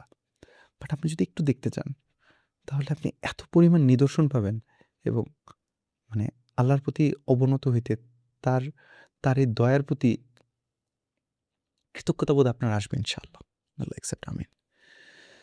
So what was your question? লাইফের পরিবর্তন তো হয়েই গেল। না, আমার কাছে মনে হয় we are struggling, we are fighting. আমি ওখানে যাওয়ার পর আমাকে হুট করে আম আমার যে পার্টনার রাজন ভাই, বিজনেস পার্টনার এখানে খুলবে। তিনি হুট করে আমাকে বলে কি, "সাজ্জাদ আম সূরা ফাতিহা অর্থ জানো?" "জি ভাই জানি। আলহামদুলিল্লাহ।" "আচ্ছা অমুক জিনিসের অর্থ জানো?" "জি জানি।" তিনি আমাকে অবজার্ভ করবেন। তিনি আমাকে অনেকদিন ধরে অবজার্ভ করছেন। তিনি আমার ২০০০ আম কত সাল? তিনি আমার ২০২১ সালেই তিনি আমার বিজনেস পার্টনার ছিলেন। আমরা একসাথে রেস্টুরেন্ট দিয়েছিলাম। সো তিনি আমাকে বহু বছর ধরে চিনেন। একসাথে উমরা করেছি, আবার এখন হজে এতগুলা দিন। সো তিনি আমাকে অবজার্ভ করেছেন। তিনি আমাকে বলতেছেন যে, তুমি এগুলো পারো?" "জি ভাই।" "আজকে বিকেলে বাদ আসর তুমি ক্লাস নিবা।" আমি বললাম, "ভাই ইম্পসিবল। এত আলেম, এত হুজুর-টুজুর আমার পক্ষে এটা সম্ভব না। আমি পারব না, পারব না।" Very smart guy. তিনি আমাকে বললেন, "তোমাদের মধ্যে সেই ব্যক্তি উত্তম যে নিজে কোরআন শিখে এবং অন্যকে শিখায়। তার উপরে আবার এই হারাম শরীফে তুমি তো জানো এই হারাম এলাকার মধ্যে কত গুণ সওয়াব। ১,০০,০০০ গুণ সওয়াব হইতে পারে তোমার।" আল্লাহ! কি বলেন ভাই? এবং হাজীদের খেদমতে তারা এটা শুনে যখন আবার ইবাদত করবে, তুমি বুঝতেছো? আমার এদিকে ফাইটা যাইতেছে টেনশনে, ওইদিকে এই অপরচুনিটি মিস করা যাবে না। আলহামদুলিল্লাহ। আল্লাহ তাআলা সুযোগ দিলেন ১ দিন, ২ দিন, এরকম ৩ দিন মানে বারবার অপরচুনিটি আসলো তাদের শেখানোর। আসলে কি শেখাবো? মানে জাস্ট যা বুঝি সেটা একটু অনুধাবন করা। নিজে পড়ার সুযোগ পেলাম, বলার সুযোগ পেলাম। কেন এই কথাটা বলতেছি? একদিন সানা নিয়ে কথা বললাম। আমি না হ্যাঁ, সানা যে আল্লাহর প্রশংসা নিয়ে। সুবহানাকা আল্লাহুম্মা এটা নিয়ে এটা ব্যাখ্যা করে আমরা পুরা ১ ঘন্টার মতো। তারপর সূরা ফাতিহা। আরেকদিন দেখা গেল হচ্ছে সূরা ইখলাস। সূরা ফাতিহা নিয়ে যেদিন কথা হলো, ফাতিহা শেষে দেখা গেল আমি যখন নামাজে যাচ্ছি, আমার না সূরা ফাতিহা ডিফারেন্ট লাগতেছে। কারণ আমি না ১-১.৫ ঘন্টা মানুষকে ফাতিহা বুঝানোর জন্য কথা বলতেছিলাম। আমার না ডিফারেন্ট লাগতেছে। আজকে যখন বলতেছি যে, "ইয়্যাকা না'বুদু ওয়া ইয়্যাকা নাস্তাঈন" আজকে না ডিফারেন্ট লাগতেছে। ইহদিনাস সিরাতাল মুস্তাকিম। আচ্ছা এই সিরাতাল মুস্তাকিমটা আসলে কি? অ্যা যেহেতু বেশ ঘন্টাখানেক এটা নিয়ে আলোচনা করেছি, আমার না ডিফারেন্ট লাগতেছে। আমার না কেমন জানি মানে সূরা ফাতিহার সাথে কানেকশন আসতেছিল। সো তখন এই জিনিসটা খুব ভালোভাবে বুঝতে পারলাম যে ভাইয়া তুমি যখন আরেকজনকে এটা শিখাইতে যাও, আরেকজনের জন্য করতে চাও, তখন তোমারটার মধ্যে একটা বেটারমেন্ট আস্তে, আস্তে আসতে থাকে আলহামদুলিল্লাহ। সো আমি আসলে কলবের মাধ্যমে হাজীদের সাথে লেগে থাকতে চাই। ইনশাআল্লাহ। তাদের এই লার্নিং এর জার্নিতে আমাদের প্রতি সপ্তাহে, প্রতি মাসে যখন বারংবার ট্রেনিংগুলো হবে ইনশাআল্লাহ, এই ট্রেনিংগুলাতে তো বসতে পারবো। মাঝে, মাঝে নিজেও হয়তোবা কোনো কিছু যদি শেখানোর যদি সুযোগ থাকে, খুবই কম জ্ঞান, তারপরেও যদি সুযোগ থাকে, নিজে বসে শিখতে পারবো ভাই। নিজের অর্গানাইজেশন তৈরি করে নিয়মিত আলেমদের আনা, নিজেরা শেখা এবং মানুষকে আনানো এবং হাজীদের পাশে থেকে হজে গিয়ে সেখানে আবার বারবার চেষ্টা করা। তোমাকে বললাম না আসলে পরিবর্তন হয়ে যায় না। এটার জন্য লেগে থাকাটা খুব important. So May Allah accept. So this is one of the reasons যেটার কারণে এটা করতে চাচ্ছি। রোজা রোজা আছি তো বুঝতেই পারছো আমি জাস্ট একটু পানি খেলাম। এখনই আমরা খাবার খেতে যাবো ইনশাআল্লাহ। কিন্তু দেখো আ এটা দিল কি? আমি এটা দেখেই বুঝি এটা নাফিসের না। কারণ নাফিস এরকম আনায় রাখছিল। আমি এটা খাবো ইনশাআল্লাহ। এবং এটা কেন আমি স্পেশালি তোমাকে এটা বলতে চাচ্ছি, বিসমিল্লাহ। আমার এই বন্ধুটাকে আমি দেখছি হজে গিয়ে মানুষকে খাওয়ানোর জন্য কি করছে। আলহামদুলিল্লাহ। এবং যখন শুনছে কেউ রোজাদার, এর ইফতার তার কাছ থেকেই করতে হবে। যদি নিজে মনে করো ইয়ার মধ্যে আছে, সে কোনো কারণে ওই জায়গায় পৌঁছাইতে পারতেছে না, তার সাথে টাকা দিয়ে, "ভাই প্লিজ এটা দিয়ে ইফতার করবেন, এটা করবেন, এটা করবেন।" ইফতার করানোর জন্য তার পাগলামি আমি দেখছি হজে। দেশে আসার পরও সেদিন বৃহস্পতিবারে আ বৃহস্পতিবারে হুট করে ওই যে তামিম, তারপর সাদমান ওরা আসছে। তো ও হঠাৎ করে শুনছে কি ওরা রোজা রাখছে। ও ওরা বলে, "কিরে আমাকে বললেন না কেন? বৃহস্পতিবার আমিও তো রাখতে পারতাম।" এরকম, এরকম। ১ম বলতেছে যে, "আমি একা মানুষ রোজা রাখলে তো একা ইফতার করতাম। বাট এখানে ২ জন রোজাদার পাইছি। তো ওরা মাস্ট আমার হাত থেকে ইফতার করতে হবে।" একজন মানুষের নিয়ত আল্লাহ কিভাবে কবুল করে তুমি দেখো। আজকে ও ফিজিক্যালি এখানে নাই, ও জানেও না যে আজকে ও আমাকে ইফতার করাইতেছে। আমি যেজন্য বললাম যে এটা আমি খুব আনন্দ নিয়ে খাচ্ছি। নাফিস জানেও না যে ও আমার ইফতারের ভাগীদার হয়ে গেছে। আমার ইফতারের সওয়াবের ভাগীদার হয়ে গেছে ইনশাআল্লাহ। এবং আমার কোনো সওয়াব আর কমবে না। আলহামদুলিল্লাহ। আল্লাহুম্মা আমিন। তো ভাইয়া থ্যাংক ইউ। এবং আপনার নতুন আ যেই উদ্যোগটা তার জন্য আল্লাহ আপনাকে কবুল করে নিক এবং আল্লাহ আপনার এর ভিতরে আরো বারাকা দান করুক।